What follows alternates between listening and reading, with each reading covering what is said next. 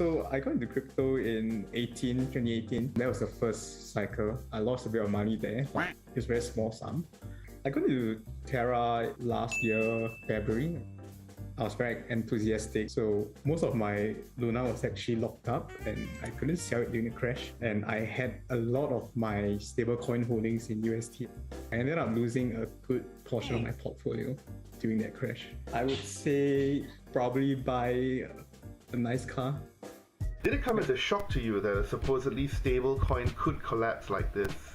Yeah, I mean, with the benefit of hindsight, I could say that it wasn't a shock, right? But that wouldn't be very truthful because Luna was sufficiently different from previous projects. It became reasonable to allocate to it.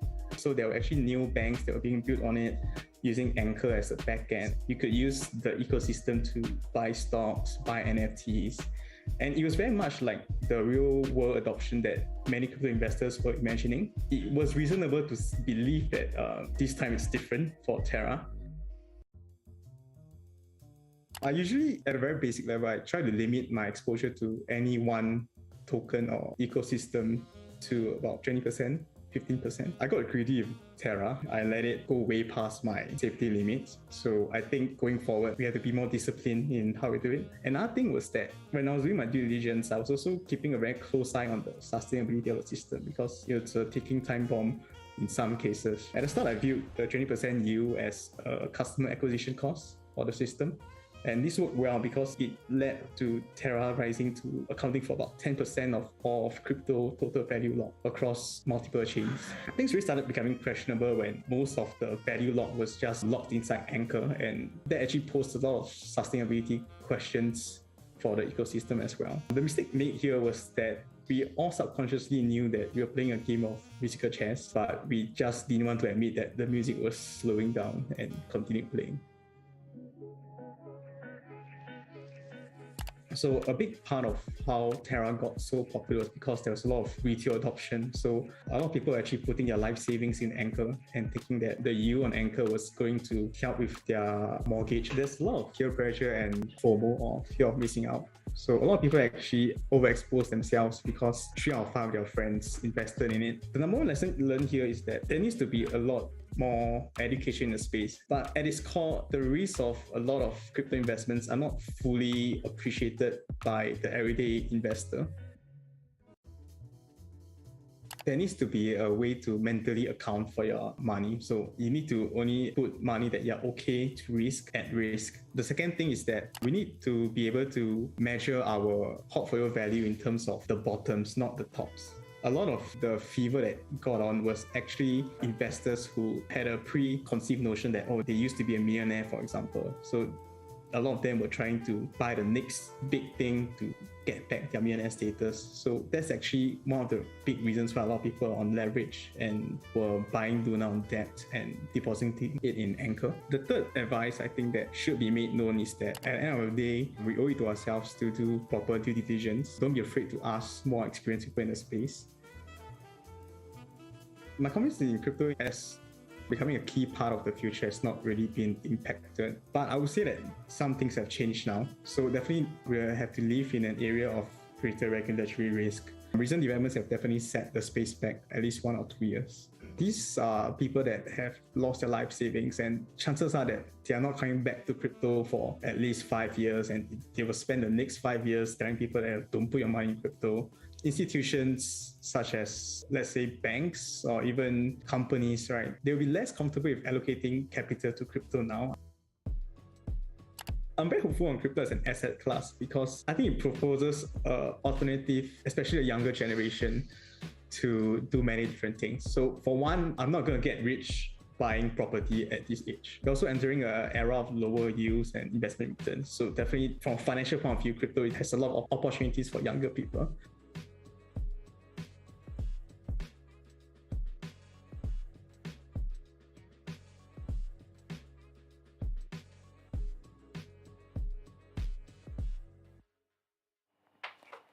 Hi, this is Cayden from VIA Value Investing Academy. Now, thanks for joining another evening episode of our VIA Deep Dive, where we talk about anything and everything about investing.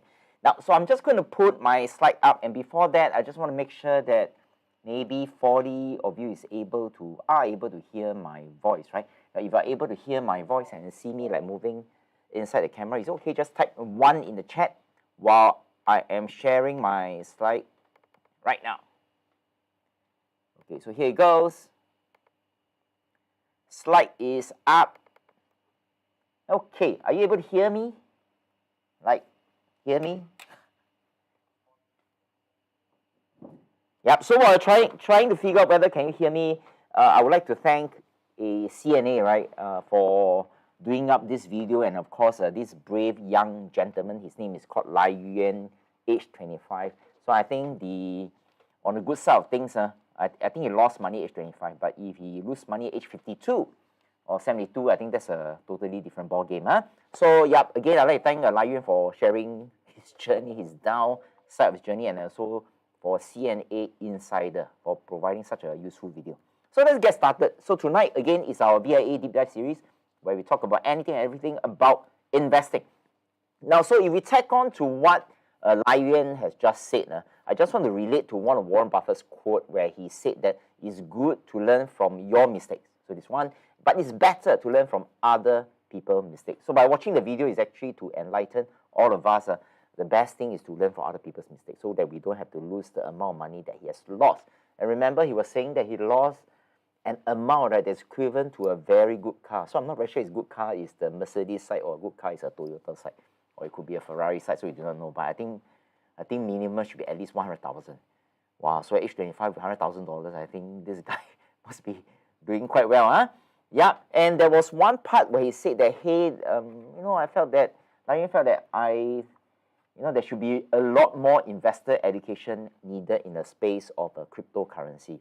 It's a double-edged sword, right? Because right now, if you sort of hang around in the social media, you may see YouTube ads, Facebook ads, TikTok ads, keep telling you that, investing in crypto can make you rich or something like that. So I think even though there needs to be a lot more investor education, I think what's even more important is really to identify the source of the information. Source information, and yep, and thanks for joining us. So what we're going to do is we're going to share with you how crypto works, what is crypto all about, and then eventually how that Lai Yuan actually lost the money.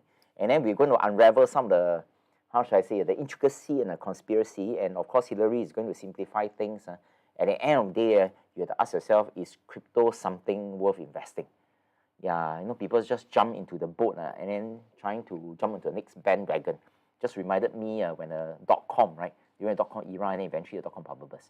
Yeah, there's always another .com in various forms. Okay, so let's start to reflect back on the video that Lai Yuan was talking about and then some question to ponder. Now, actually, I watched his video, right? He's sharing about 3 times.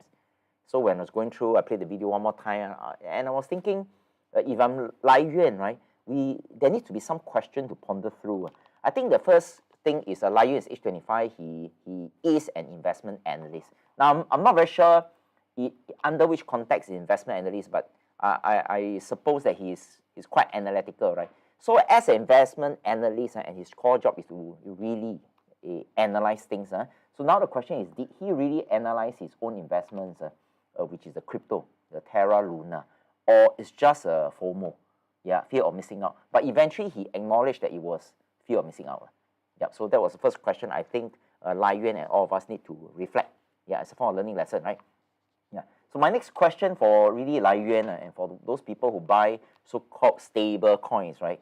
Do you know what are stable coins? I think this is the first question we'd ask. And this word can be quite misleading, right? Stable coin.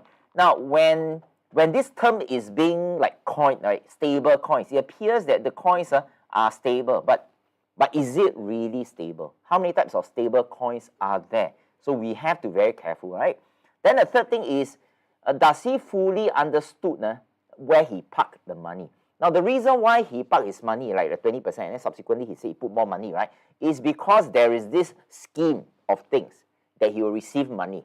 And this scheme of things that he will receive money, right, is called an anchor protocol. Now, this anchor protocol, these two terms sound very sophisticated, but in short, it's like the bank's fixed deposit, but instead of giving you 4%, they are giving the investors 20% per year. So we really have to ask ourselves, is 20% really sustainable? Now, if it's really good, right, I think our Deputy Prime Minister just need to put all the national reserves into Anchor Protocol, right? Then they don't have to increase the GST by 1%, ma. Yeah, why should they increase 1% when they can make 20%? So we have to be very careful, right? 20%, is this sustainable? Is there such a thing as 20%? Now, then the next one is he aware that this actually whole thing about this 20% Anchor Protocol, it might be a Ponzi scheme? Because at one part of the video, he realized that it was like a musical chair, right? Yeah, so was he aware that he was a huge Ponzi scheme? So these are the questions that whenever we encounter certain schemes, we really have to ask. Because ultimately, we are talking about hard-earned money, and this hard-earned money don't drop from the sky, you know, it's through time, we accumulate. It's quite painful, It's quite painful, right? Yep. So what I'm going to do next, I'm going to spend the next 5 minutes to talk about what are cryptocurrencies. Now, I think way back to maybe about 1 year plus ago, I've done another video, very similar, talking about what are cryptocurrencies. Yeah, so I'm just going to, you know, refresh your memory, right? What are cryptocurrencies? Yeah. Now, even though I'm a value investor, I just want to let you know that I like to know all things about investment. Yeah, because there are a lot of funny things outside. So let's talk about what are cryptocurrencies first before we plow our money into 10%, 5% into this. So what are cryptocurrency? So very quickly, right? As the name implies, I think this one, without doing research, you will roughly know that it's a form of digital or virtual money. But this is very different from the money that we use, which is called fiat money, right? Yeah, in the sense that this cryptocurrency doesn't have a physical form. So the money that we have an electronic form, right? When we transfer from A to B, and when we buy some lor mee or whatever, we use cash. So there's a physical form. Cryptocurrency has no physical form. In other words, that you cannot see, you cannot hear, you cannot touch. It's purely intangible, and it only exists in an electronic form. Now, which also means that if party A say you have this cryptocurrency, there's no way for you to verify because you cannot see, you cannot feel. Okay, Now, so let's go way back to many years ago. So who founded a cryptocurrency? Some people may think that is the Satoshi Nakamoto, right? But not yet. No. So way before this fella, actually there's this guy called David Chang. The name sounds like a Chinese name, but it's actually a Westerner, right?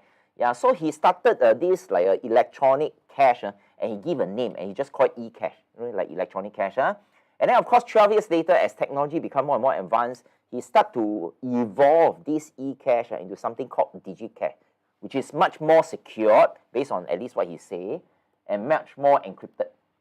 Encrypted is like protected, Yeah, so that's the very first ancestor of so-called cryptocurrency, David Chang. Then the next phase of development is this Chinese guy called Tai Wei, right, which is a computer engineer. So he decided to make the electronic cash even much more secure. And then not only that, an additional feature that's being added to this is instead of centralization, right, this system, this ecosystem, right, is actually decentralized. Later, I'll share with you the difference between centralization and decentralized. But at this point, remember, right, e-cash become more and more secured, encrypted, and then eventually decentralized. And then the e-cash eventually was evolved to this new electronic cash, and it's called B-money. Then, of course, the most interesting thing is this guy with, until today, there's no identity, right? So he wrote a white paper. It's like a form of documentation. And in that documentation, he labeled, right, the author as Satoshi Nakamoto. And at this point, remember, right, nobody on the universe right now know whether is there such a person by this Satoshi Nakamoto, or is this Satoshi Nakamoto a group of people, or is it like a fake name, an alias or something like that? So nobody knows as of today. But eventually, if it's a physical human that steps out of the darkness, I'm quite sure this Satoshi Nakamoto will be really, really rich. Yep, so remember, his identity is still secret. He created the first cryptocurrency, and he named it Bitcoin. It's like the grandfather of cryptocurrency. And of course, there are a lot of conspiracy theories saying that Tai Wei could be Satoshi Nakamoto. All this, journalists who like to say maybe this is the person, But as of today, nobody knows. Yeah. So since the e-money or e-cash has been involved originally from a centralization to the decentralization, right? So now what's the big deal, right? What people jump in, decentralized, more secure. There's always, when new things come up, people always add in hype. Wow, make it like a next big thing. Oh, we're going to disrupt. So I think for the past 2 years, especially during the bull run in 2021, I think the hype up term is called disrupt. Disrupt. So any company that's so-called disrupt, or in the .com days, any companies with the word .com, right, is like a big deal.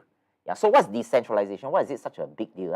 So let's look at this left side, right, which is fiat money, the money that we understood, which consists of physical money and as well as the electronic one.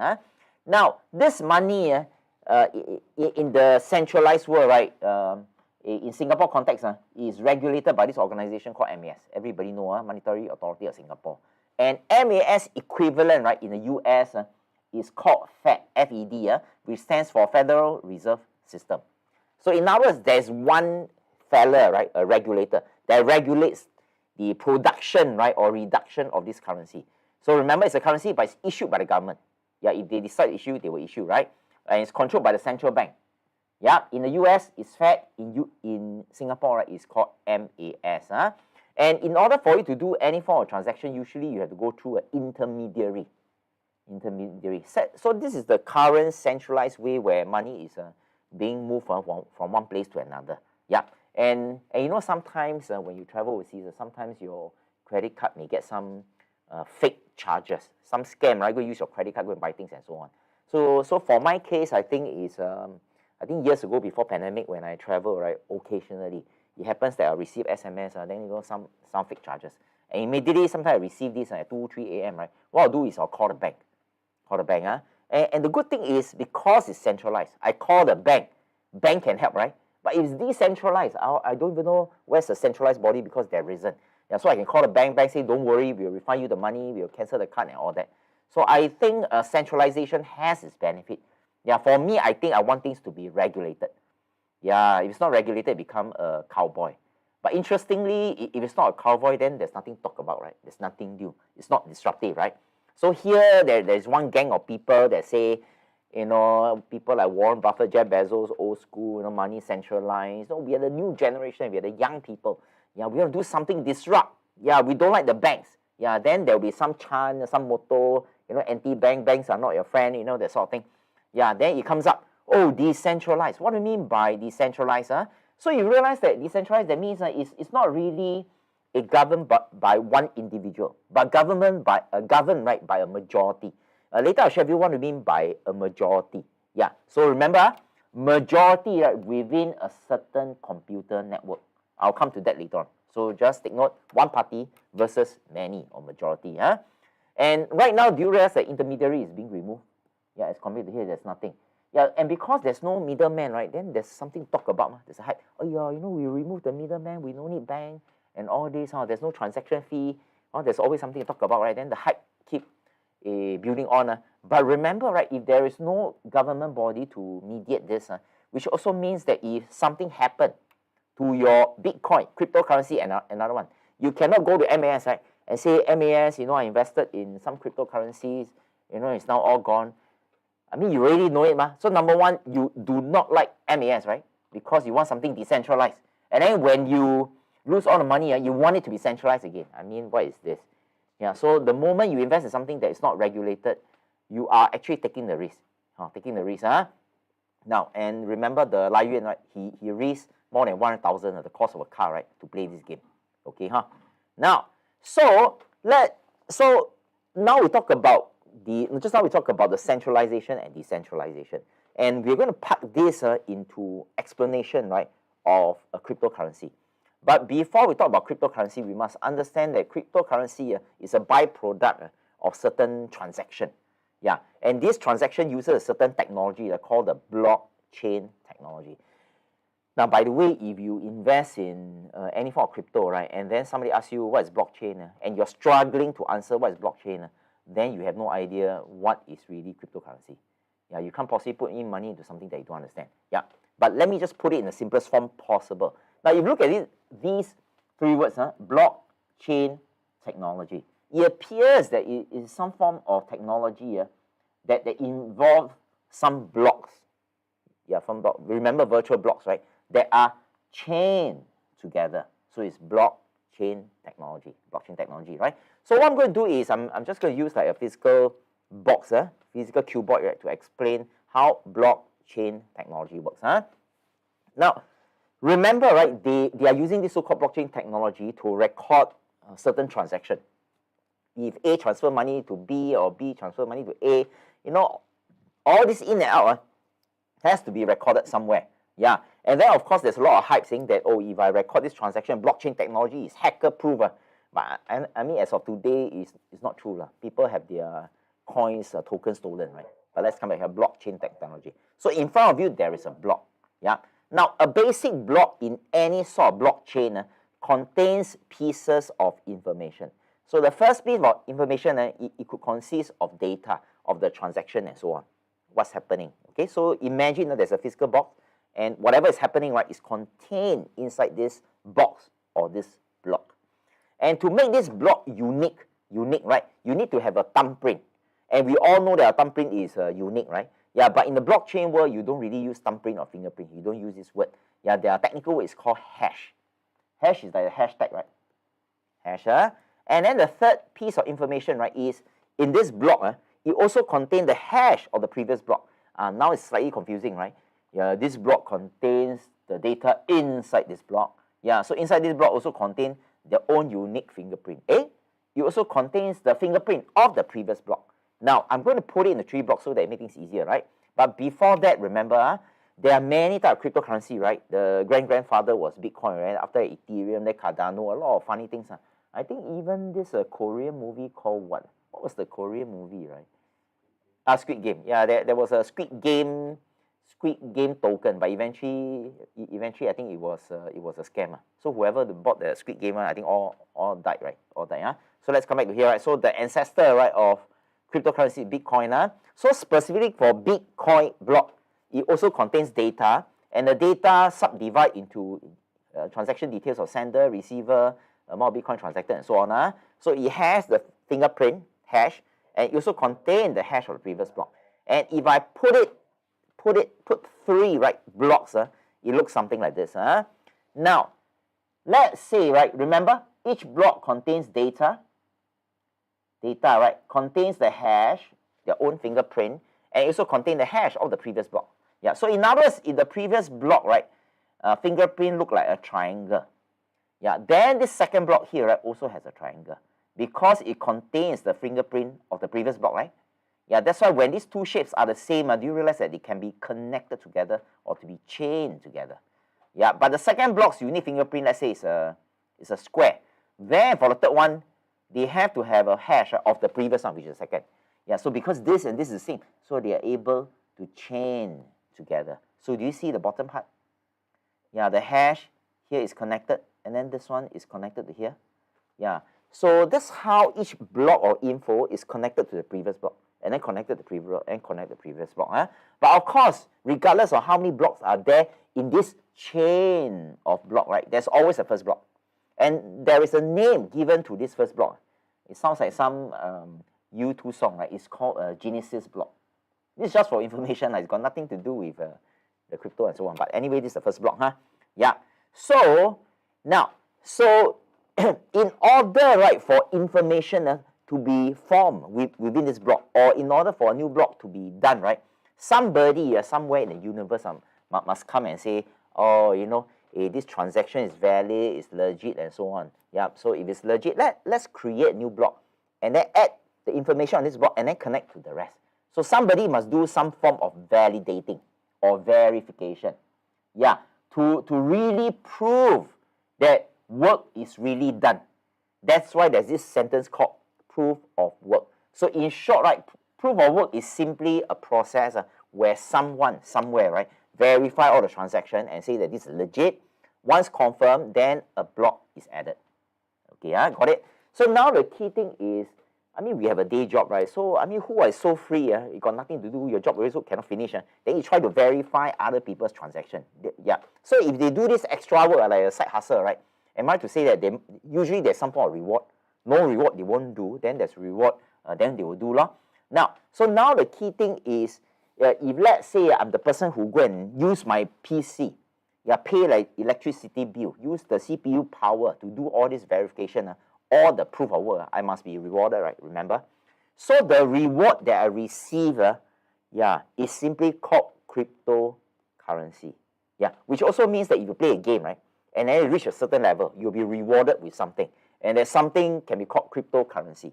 Okay, cryptocurrency, right? Now, so now the question is, what's the big deal? Why is there such a hype that, like blockchain is supposed to be unhackable? So let's look at this picture. So what if someone tampers any block? Yeah, tampers up, because one blockchain is only one block, what? So I can tamper, nobody know, right?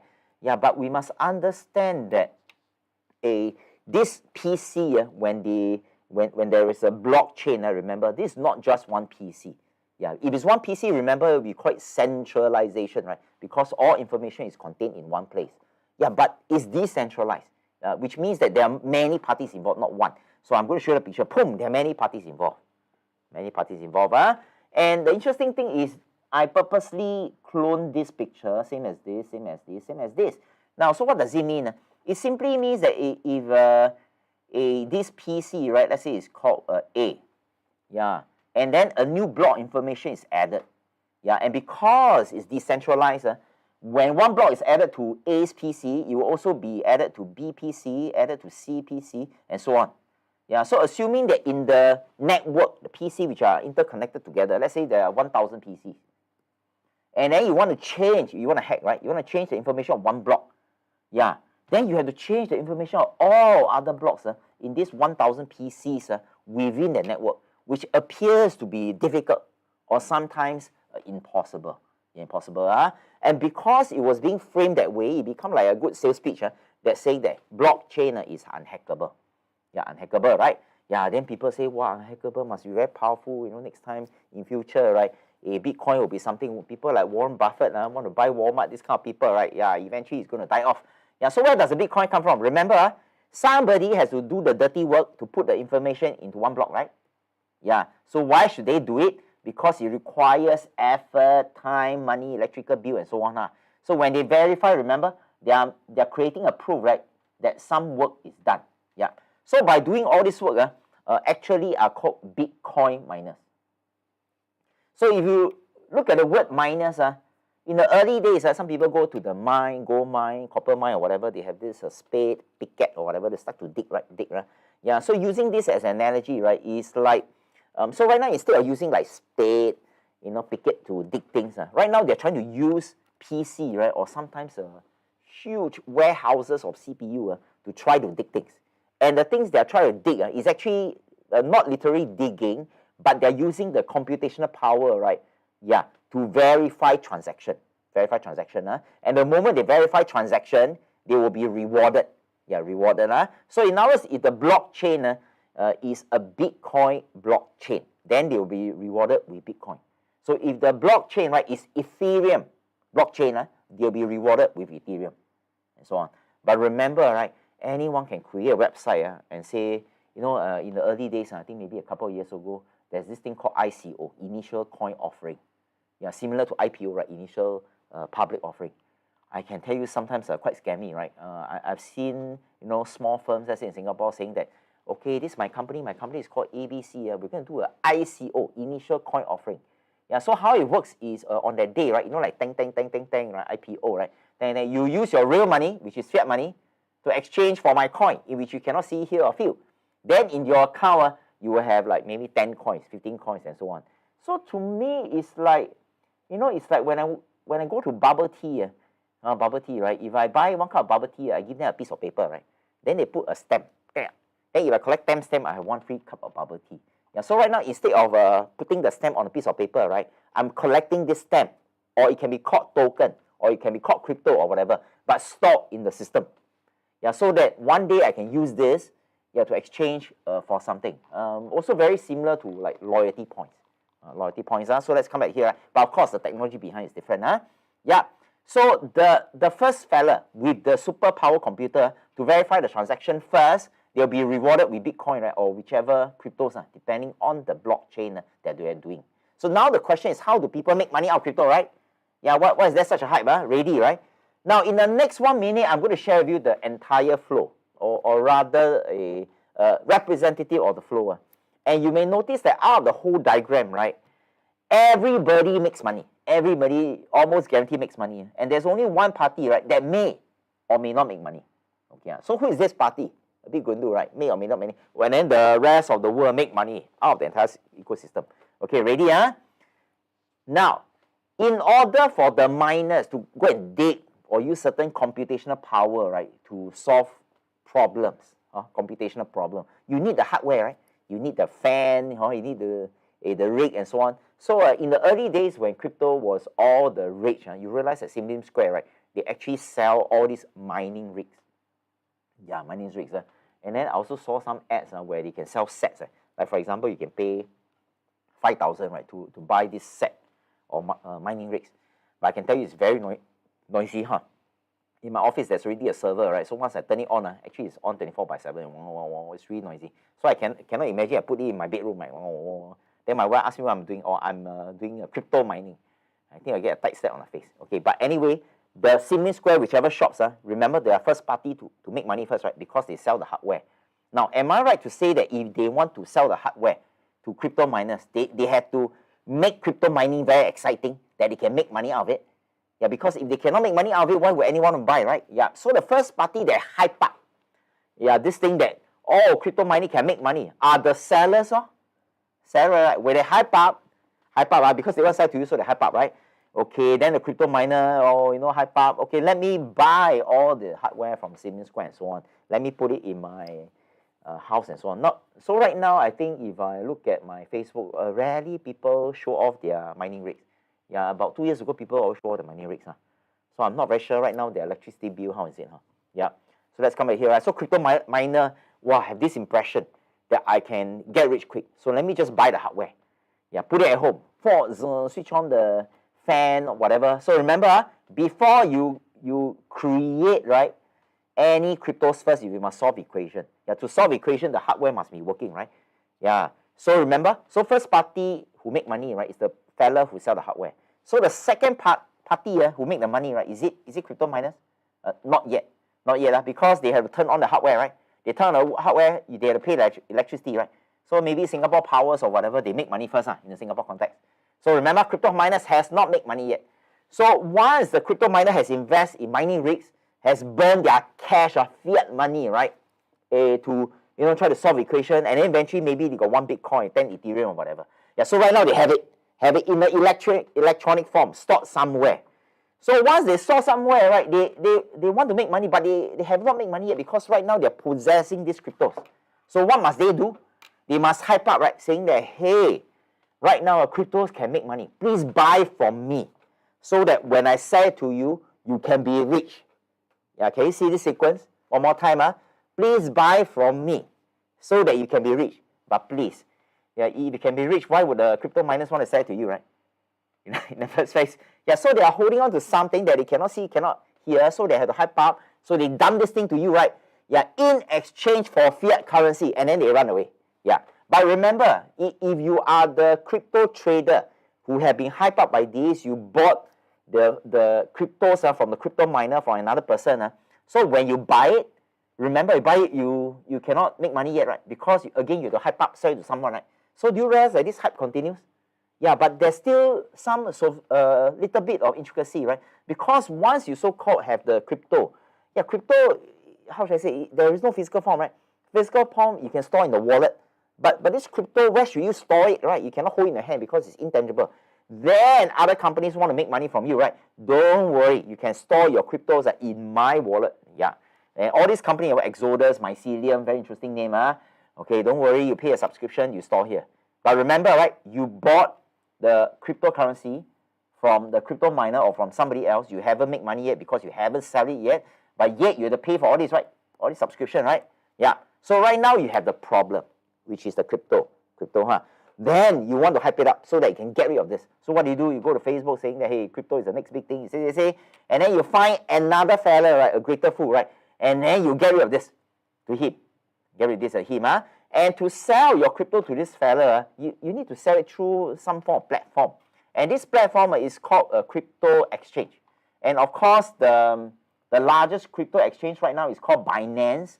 And one of the largest that recently went bankrupt, where the Temasek Holding invested, I think, 275 million, which forms 0.91% of the entire portfolio. It's called FTX. Can you see all these things?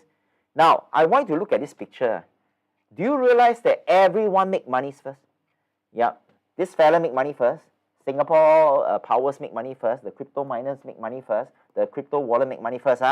Yeah, then the platform, right, make money first. Whether you make money, don't make money, doesn't matter because they make money from transaction fee, right? So the last fella is actually this A crypto trader and B crypto trader. This is the last party to make money. And in order for them to make money, they have to say something good, hype up, then get rid of this. So now the question is, how long can this hype last? Yeah, the price keep pushing up, right? Pushing up, pushing up. Then the last one will hope to, what is this? Cannot see, cannot hear, cannot feel. And it's just a currency that is not recognized by the government, right? Decentralized, right? Yeah, which is why if you look at this article. Now this article is during the bull run. 27 Sep, right, 2021. 2021 was a bull run where everybody's a genius. So anybody buy crypto, right, the price go up. And because the price go up, FOMO, right? Yeah. So can you see a Binance, a bans user in Singapore from trading crypto, country titans clamp down. So right now you can Google, you hear a lot of things. Yeah. So right now is the worst thing in investment is to lose everything. So if you look at this picture, right, which is maybe about 5-6 months ago, 13th of May 2022. Yeah, written by this guy called Anthony about someone else. I lost my life savings. Terra LUNA, right, which are examples of cryptocurrency, collapsed 98% overnight. Now, just to let you know that I've been investing for 27 years. Yeah, rarely, right, I will see stocks that go from here to zero, rarely. Yeah, putting those meme stocks aside. A regular stock like Sheng Siong, Walmart, DBS, I don't think it's going to happen. So now the question is, if you look at things like this, and if you are given a choice, you got 100K, right? You are given a choice to play this Terra LUNA cryptocurrency, or to put this 100K, right, to DBS, or maybe Sheng Siong. Yeah, interestingly, right? Yeah, some people will choose DBS, some people will choose Sheng Siong, right? But there'll be one group of people, predominantly young people in their 20s, whose adrenaline, right, maybe 10 times higher than mine, decided to park the money into Terra LUNA. Yeah, so right now is zero. And the interesting thing is, of all people they want to listen, such as Warren Buffett, Jeff Bezos, Bill Gates, right, they would like to listen to one young man by the name called Do Kwon. Yeah, Do Kwon, interesting, huh? I mean, who is Do Kwon, right? Yeah, interesting, huh? So right now I'm going to hand over the details to Hillary. But before I start, I just want to let you know that the slides that are presented by Hillary in the next maybe a few seconds, right? How should I say, are much more simplified than the version that I saw. Because the version that I saw is really detailed. Yeah, because Hillary really put in a lot of effort, right? Yeah, but what she did was she put even more effort, right? Yeah, to simplify things. Because making things complex is quite easy. Trying to simplify things requires a lot of effort. So all the credit has to be given to Hillary for really going an extra 2-3 miles, right? For making difficult things simple. Yeah. So I'm just going to pass my airtime to Hillary right now.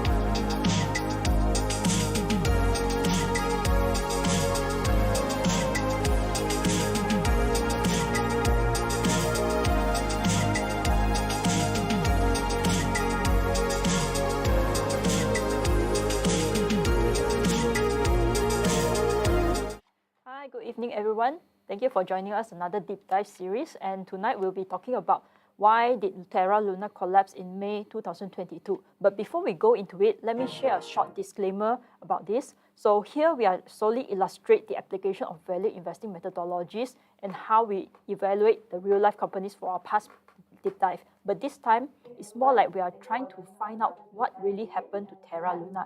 So any information that we are shared in this does not represent that it's a buy or sell of cryptos, and in no event shall VIA or any author which is me and Cayden, be liable to any viewers, guests, or third party for any damages of any kind arising out of use of any content shared here, and neither Mind Kinesis Investments Private Limited, Value Investing Academy VIA, nor the authors of this session are operated or affiliated with any broker, dealer, or licensed financial advisors. So with this disclaimer being done, let's jump into it. Like, what is really Terra Luna? Okay, so let's have a quick look at the background of Terra Luna. So Terra is actually a proof of stake blockchain. So earlier on, Cayden has shared about proof of work blockchain. So right now the question arises is, what is proof of stake? So in short, it's actually a way that how crypto coins are being generated on a blockchain. But this one is another mechanism. So later we'll be sharing more on how this actually works. And for this, Terra Luna is actually providing a platform for DeFi apps, like for example, to offer a price-stable crypto payment system. And in this case, they are used to create stable coins such as Terra USD. And it's actually founded by these two gentlemen, which is Do Kwon that Cayden mentioned earlier, and also Daniel Shin in 2018. So this is a rough background of what Terra Luna is. Okay, so Terra Luna is actually a dual token system in order to maintain the price stability of the stablecoin of Terra USD, which is an example. So let's see what are the tokens. The first one is Terra USD. In this context, we are looking into Terra USD, or in short, it's known as UST. And then the next one is actually Luna. So we'll be looking at, okay, there's two token systems in this Terra blockchains, but what are they really is about? So for Terra USD, it's actually a stable coin, and it has a value that this 1 UST is pegged to 1 USD. So that means 1 UST is equivalent to the value of 1 USD. And for Luna, it's actually a Terra's native staking coin. And what does it mean by a native staking coin? So earlier on when Cayden was sharing, when the blockchain is being added on and there's a cryptocurrency or crypto coin being created or generated as a reward, so this Luna is actually the coin that is being created once the proof of stake has been done on the Terra blockchain. So this Luna is actually used to maintain the stable price of UST. So at first glance, it's like, okay, I know these two dual tokens and also their functions, but how does this mechanism actually works? So this is the reason why we have this session tonight, to share more on how this actually works. Okay, first off, let's look at what is stablecoin. Earlier on, Cayden has said that stablecoin, is it really stable? So we know that cryptocurrency is actually a very volatile asset. Some days it can increase quite a lot of points, or sometimes it will drop quite drastically. So it's quite hard for people to do transactions with cryptocurrency, which is why they come up with this stable coin, is to make sure that these cryptocurrency prices are more predictable and also stable. So the name stable coin. So let's look at an example. On this side, you can see that there's different types of tokens, and these tokens are actually pegged to USD. That means they have certain values for this token, and the value is actually pegged to $1 USD, for example. Okay, so how many types of stablecoins are there? There's actually 4 types of stablecoins. So earlier on, Cayden has shared about fiat money, which is the money that we know of, like SGD, USD, Japanese yen. So this type of stablecoins, they actually have certain type of reserve asset that is being backed to say that, okay, this token has certain value. And for crypto collateralized, that means this token is actually pegged to certain crypto, like for example, maybe Bitcoin or Ethereum, and they have certain reserve assets for these cryptocurrencies to say that this stable coin has certain value and it's being tagged to this cryptocurrency. And for commodity, we can say that maybe it's pegged to gold, oil, or some other types of commodity. So this type of stable coins, they require reserve assets to say that they have certain value. But there's another stable coin which is much more interesting, which is algorithmic stable coins. So this algorithmic means that they are using certain type of computer programming to say, hey, this is the value of this stable coin. So they may or may not have a reserve asset because they are controlled by computer programming. And for this case, this is where Terra USD comes in. So this is what Terra USD is about. So next, we will look into Luna. So what Luna really is. So where does Luna functions? So now we will look at the proof of work and also a proof of stake. So earlier on, Cayden has shared in detail like what is proof of stake. So we just have a quick recap on what is proof of stake so that it's easier for you to understand what is proof of stake from proof of work.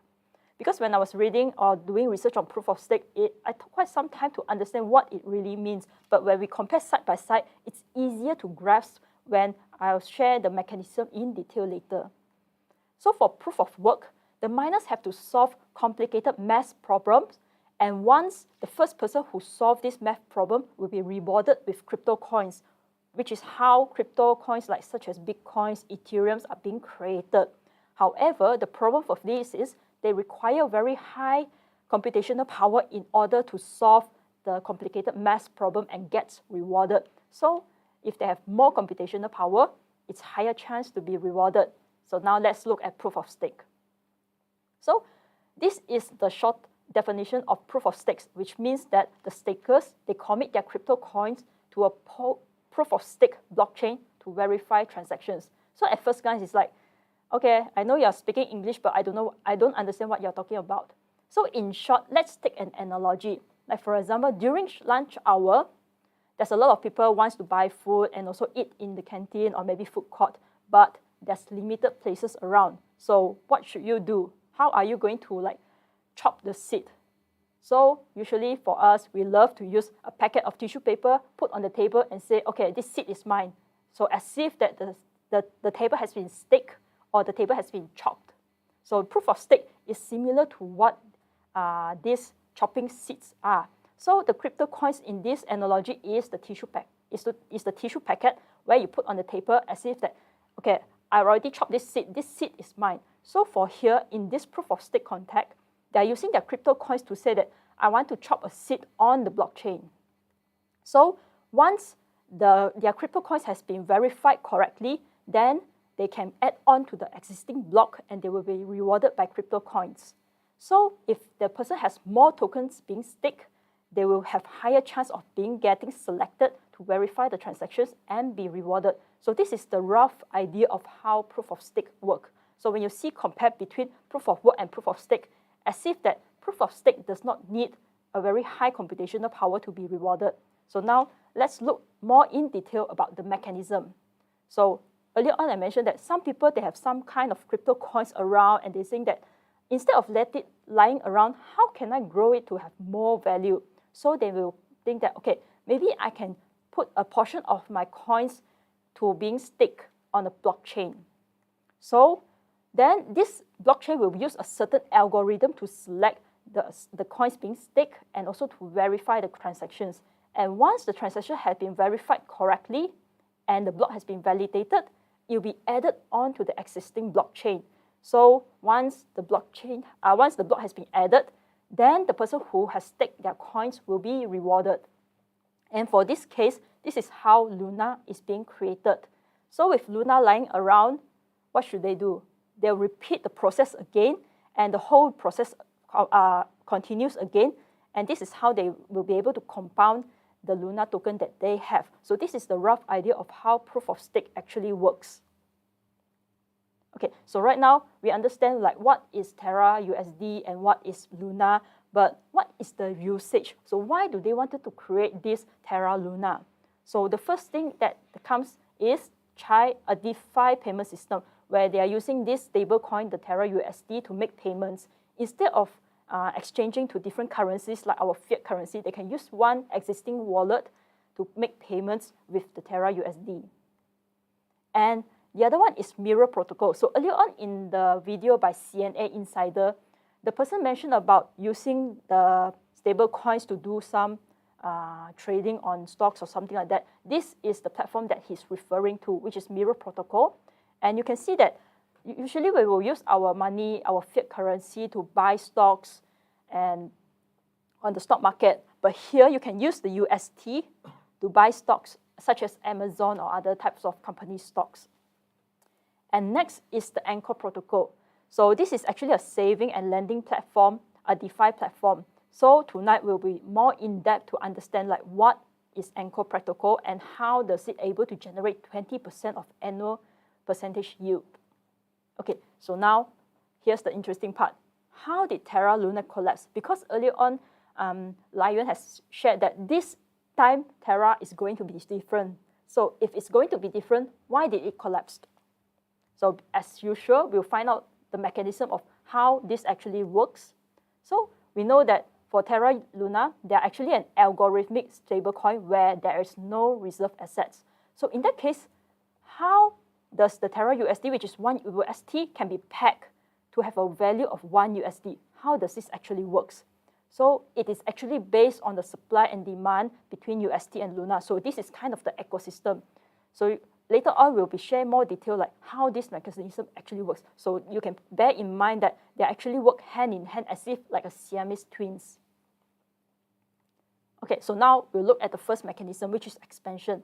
So because Terra USD is like everyone is hyped up, they wanted it. So there will be a high demand for this UST. And when there's a high demand but low supply, what will happen to the price of this UST? The price will increase. But because this UST is being pegged to $1 USD to make it to be stable, as the name says, it's stable coin, to make sure that the money is stable and more predictable, how are they going to decrease the UST to become 1 USD?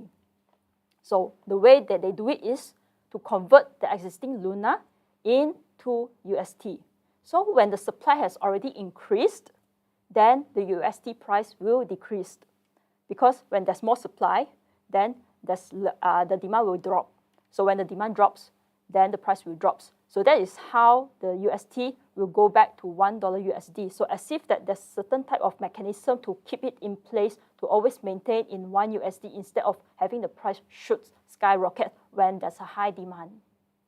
So now let's look on the opposite side, which is the contraction. So right now, when there's too much supply of Terra USD, but low demand for it, then this price, the UST price, will drop lower than $1 US dollar. So how are they going to bring back up this USD price?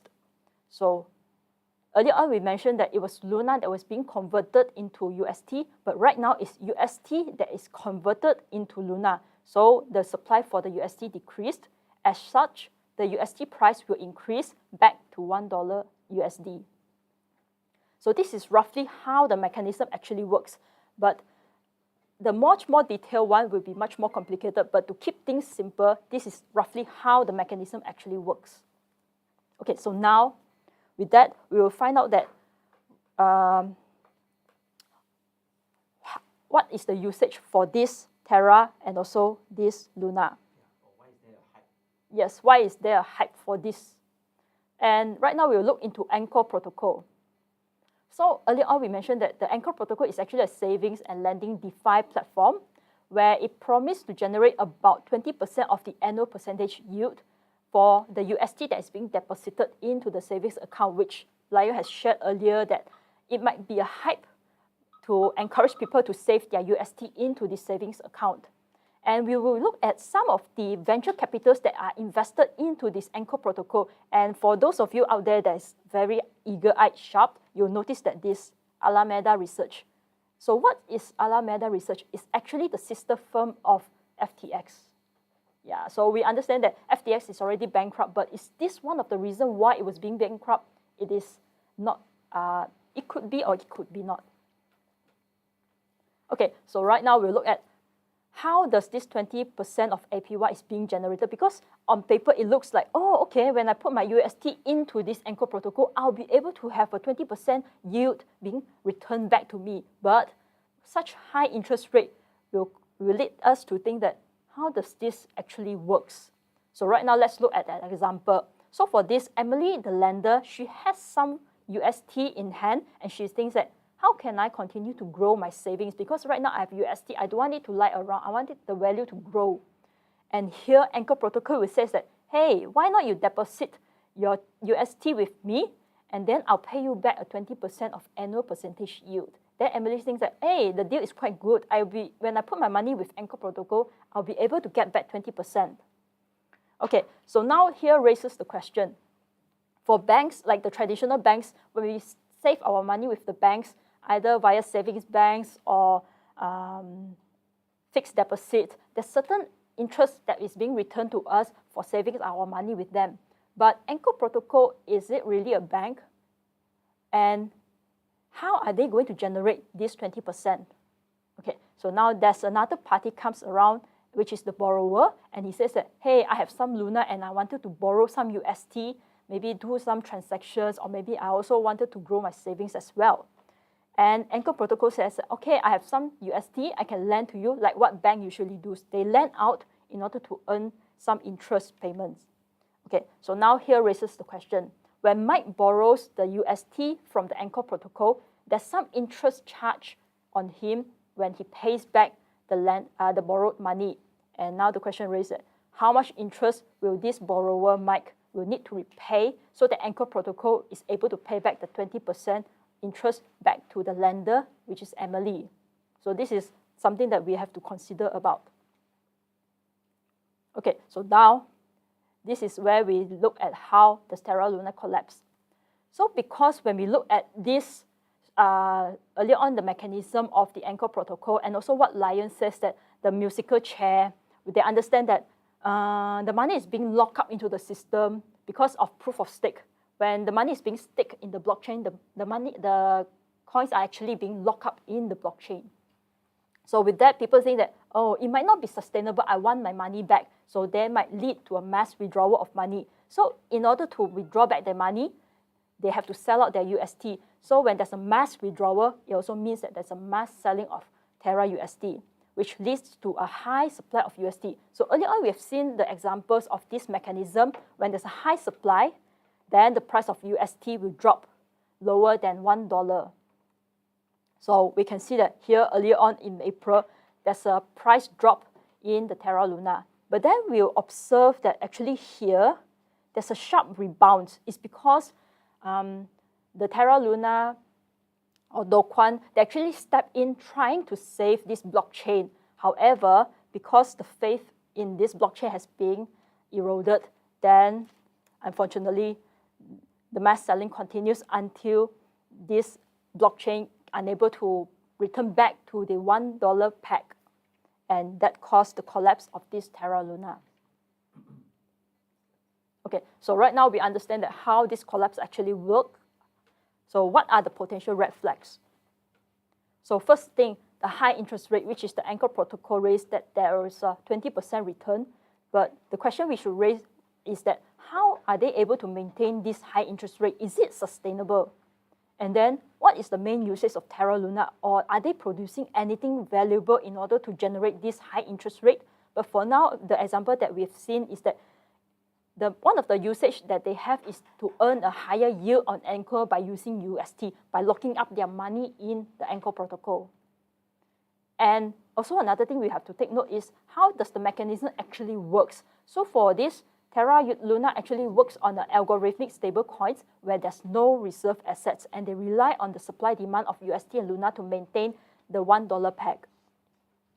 Okay, so for crypto stacking, it means that the coins are actually locked in the network, because earlier on we've seen the mechanism of proof of stake. So it's important for one to understand how actually the blockchain network works. So here we raise up about proof of work and also proof of stake. So if the network fails, as the Terra blockchain has shown, the money is actually lost. And also, when the coins are locked in the network, especially a proof of stake, the value of the cryptocurrency is very volatile, so it may drop more than what it promised to returns. And also another thing is that it could be a potential scam for people to lock in their coins for higher rewards. So these are some of the potential red flags that we observe in this Terra Luna case study. Okay, so to conclude it all, some things that one should take note of before they decided to look into crypto is that how are they going to generate rewards, or how is the blockchain mechanism actually works? And the rate that they suggested, is it sustainable? So if the rate is sustainable, what is the main usage of this blockchain network? And also another thing to consider is that, are they going to invest long-term for capital growth or just a short-term get rich quick? So these are some things or pointers that we should take note of if one decided to look into crypto and think that whether is it a good opportunity to invest in. So with that, this is the end of my presentation for tonight, and I hope that you have learned more about what is Terra Luna and actually what happened to Terra Luna to lead to the collapse. So thank you, everyone.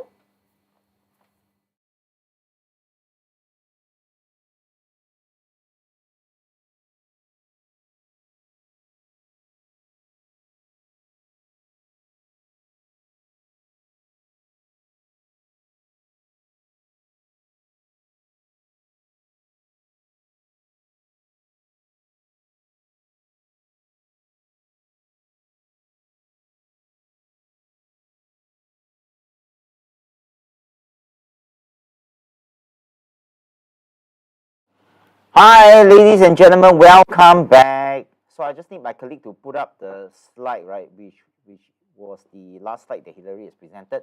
Now, if you look at the slide right now, you'll be able to see conclusion, what can you learn, how they generate rewards with sustainable long-term capital growth, and so on.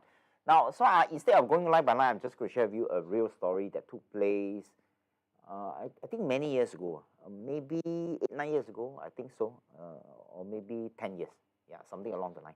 But anyway, let me share with you a real story, right? I know this friend of mine who was a real estate agent, yeah. So at the point of time when I know him, he wear a Rolex watch, he drive a BMW, and then he said that 1 month his commission, right, from transacting real estate, that can range from, let's say, 20K or 30K. Yeah, so let's assume it's 20K. So if it's 20K multiplied by 12, he would be making $250,000 per year. So that's commission, not sales, right? Commission.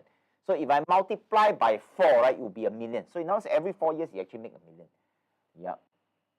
So Lex Toh say today model of crypto is more towards trading and not as an infrastructure, classic, greater, full case. Today model is more towards trading and not as infrastructure, classic, greater, full case. Yeah. Yeah, I think Lex has shared one very good point. So we must understand that what are you gambling on? Are you gambling on the technology behind, which is the blockchain? Are you gambling on, or are you gambling on something useless called crypto exchange? Yeah. So for example, if I take out a $10 note, and I say this is very rare in a world, there's only like 100 pieces. Yeah. So this $10 note, right, may be selling at $20, $30, but nobody knows this piece of paper produced nothing. So I'm just trying to hype out this piece of paper so that a greater fool comes, I pass it to him, and this guy has to find another greater fool, and this whole thing goes on. That's why it's called the greater fool theory, right? Now, which goes back to the story. Hey, remember, my friend, Rolex watch, 20 to 30K commission, 4 years can make 1 million, drive a BMW. He was doing very well. Then one day, he said he's going to quit his real estate job. I was thinking, are you sure you want to quit your real estate job? You're doing well, For every 4 years, $1 million, And then you're quite young. You're like in your early 40s. You're going to make millions down the road. You just need to do what you've been doing. And then along the way, don't do any dumb things, right? You will become very rich. But he said he found another mechanism that made him richer. Oh, says something interesting. Yeah, so I asked him, so what is it? Then he want to chill me, He want to recommend to me. So I asked him, so what is it? Oh, he said it's gold. Gold, right? Yeah, in the early days, there's no such thing as crypto, so it's gold, G-O-L-D, gold. So I asked him, how does that work? So he said, Cayden, right, you pass X dollars to me. The X dollars is not cheap, no. The X dollars, if I'm not wrong, I think it's in multiples of 50,000, something like that. So you pass 50,000 to me, right, to buy gold. That means physical gold. Physical gold, But when I give you the money to buy, right, I'm buying at a more expensive, like 2% premium, something along the line. So in other words, if 1 gram of gold is 100, right, I'm supposed to pay maybe 110. So I was just thinking, it's so silly, right? If the gold is 100, why should I pay 110? Oh, he said, well, don't worry, I'm going to explain to you. So if I pay a premium, what's going to happen is contractually, right? The company is selling the gold. They will give me 2% every month, guaranteed return. Wow. And remember 10 years ago, 10 years ago, every month 2%, guaranteed. Yeah, times 12 is 24%. Okay, Yeah, so it's too good to be true, because Warren Buffett only make 20%. I mean, who is this gold company that can make 24% when gold produces nothing? Yeah, produce nothing. So I asked him, I say, my friend, can you just tell me how does this company give me 24% per year when gold produces nothing? So that's one question for him. Then the second question for him is, in order for this company later I tell you the company's name. In order for this company to give me 24% per year, they must make more than 24%, right? Maybe they make 30%, 40%, whatever. So, I mean, what kind of super company is this that's able to make so much money, yeah, on a piece of a golden brick that produces nothing? Yeah, so when I ask these two questions, right, my friend get a bit offended. Yeah, in short, he didn't tell me the answer because he couldn't. Then he tried to deflect my question by saying that, oh, you know, I went to this founder's office. This founder's office brought me to his safe, and then he opened up their blocks of gold. Alamak, you do not know whether it's chocolate or not. You know, that kind of thing. So, I mean, I'm asking you a question. You want my 50K. You cannot answer me. Then you deflect my question by saying that the founder of this company has gold. But the gold is his, right? The gold is also not yours and mine. So, you see, sometimes people are so blinded by their own greed, right, of this promised high return, that they lose their rational sense of things. They stop thinking. They stop questioning. Yeah, so for example, if you go back to the Anchor Protocol, right, Anchor Protocol promises 20% per year. I mean, crypto produces nothing. And then the technology, right, it's not so great that they're going to solve the worldwide problem, nothing. So now there's nothing. So if there's nothing, and they make a promise to give 20%, and it produces nothing, so where did they get the 20% from? Yeah, so maybe, right, this is just speculating, maybe they had to get the 20% from the previous investor. Then the previous investor had to, you know, get the money from the previous investor. So do you realize that this whole thing, right, looks like a Ponzi scheme? Yeah, Ponzi scheme, right? But remember, Lai Yuan is a smart individual. He's a graduate. Yeah, he's not like a PSLE or whatever. He's a graduate. He's smart. He's an investment analyst.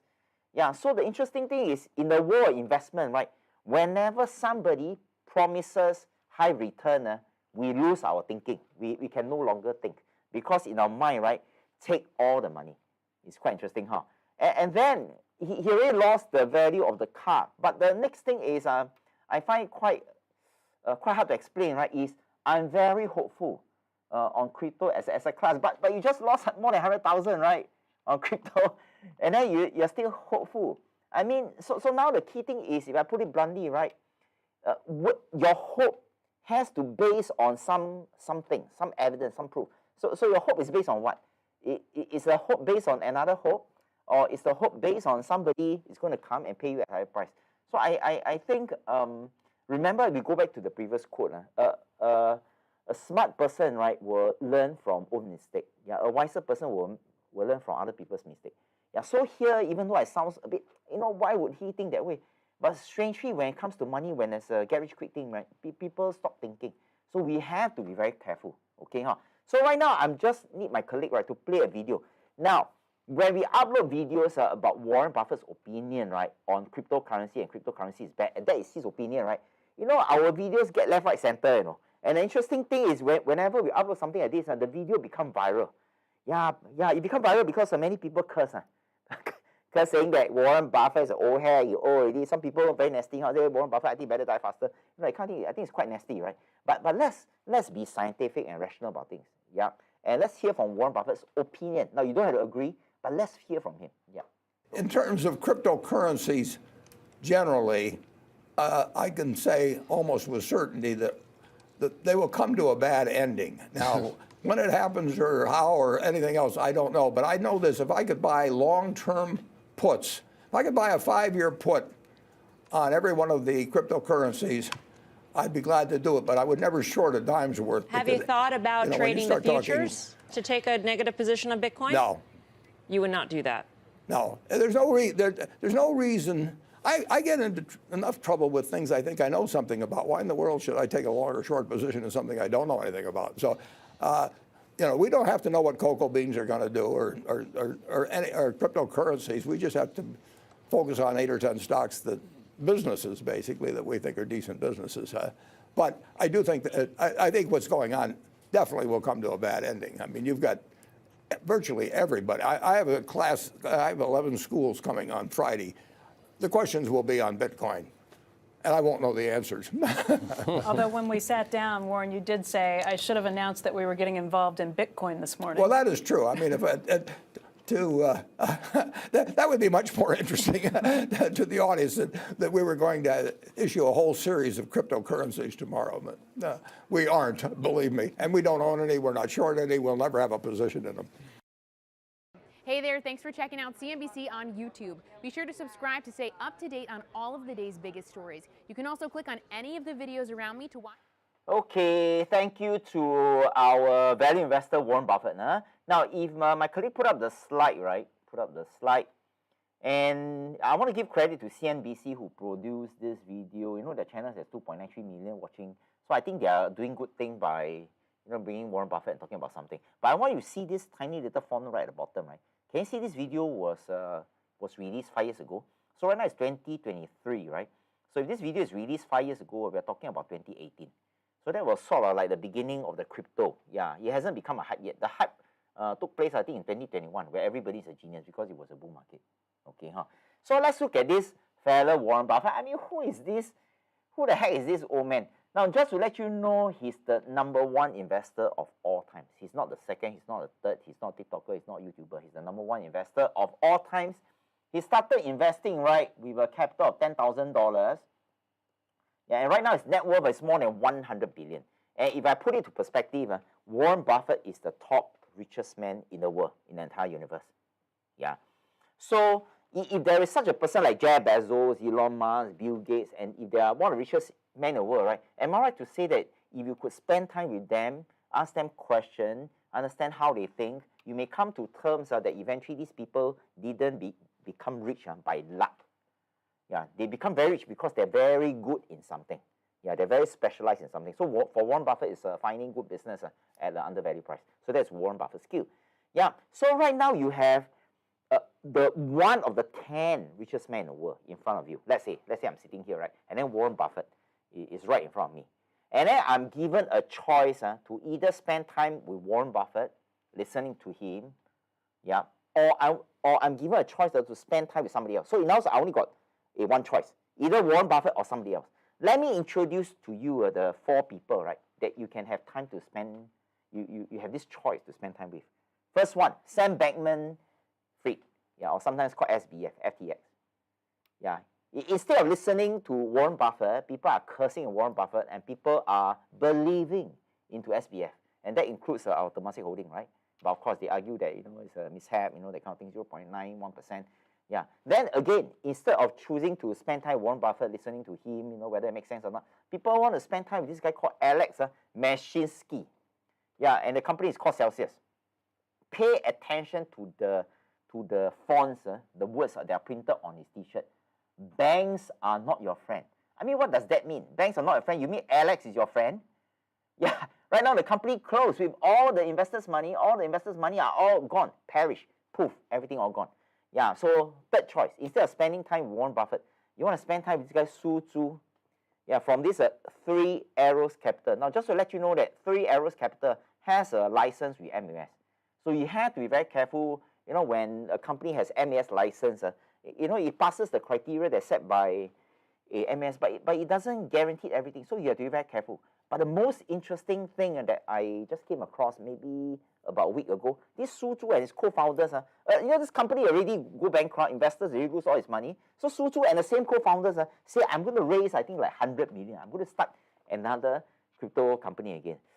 That's very interesting. I would like to turn time forward, right, and see who are the people that are going to give them the money again to be lost. This is quite interesting. Wow. Hey, by the way, they lost all the investors' money and Su Zhu are still alive and kicking, and then want more money. Wow, sometimes I'm just wondering, on a bigger scheme of things, some rich people. Yeah, so let's go back to here. Now, so again, if you're given a choice to speak to Warren Buffett, they want to talk to this guy, Stephen something, I don't know how to pronounce. But the point I wanted to make is all these crypto-related companies, FTX, Celsius, 3 Arrows Capital, including Voyager, they make a promise of high return, and today, right, they are all gone. They all went bankrupt. Yeah, but that's not the worst, You have Warren Buffett to listen to, you have these 4 fellas to listen to, but somebody want to listen to a YouTuber. Well, that's even worse, right? There's absolutely no credentials. Yeah, so now the question is, why would anyone listen to maybe a chicken, a duck, a moo cow or whatever, right? On stock advice, I mean, it simply doesn't make sense, right? Remember, we have a choice, right? Why don't we listen to him and we say, no, this guy is too old and you want to listen to these 4 fellas or some YouTuber, right, or some TikToker. This is quite hard to understand, right? Quite hard to understand. Now let's look at all these people. Whether it's a YouTuber, the SVF or FTX, do you realize that they are not found in this Forbes list, at least maybe for the top 100?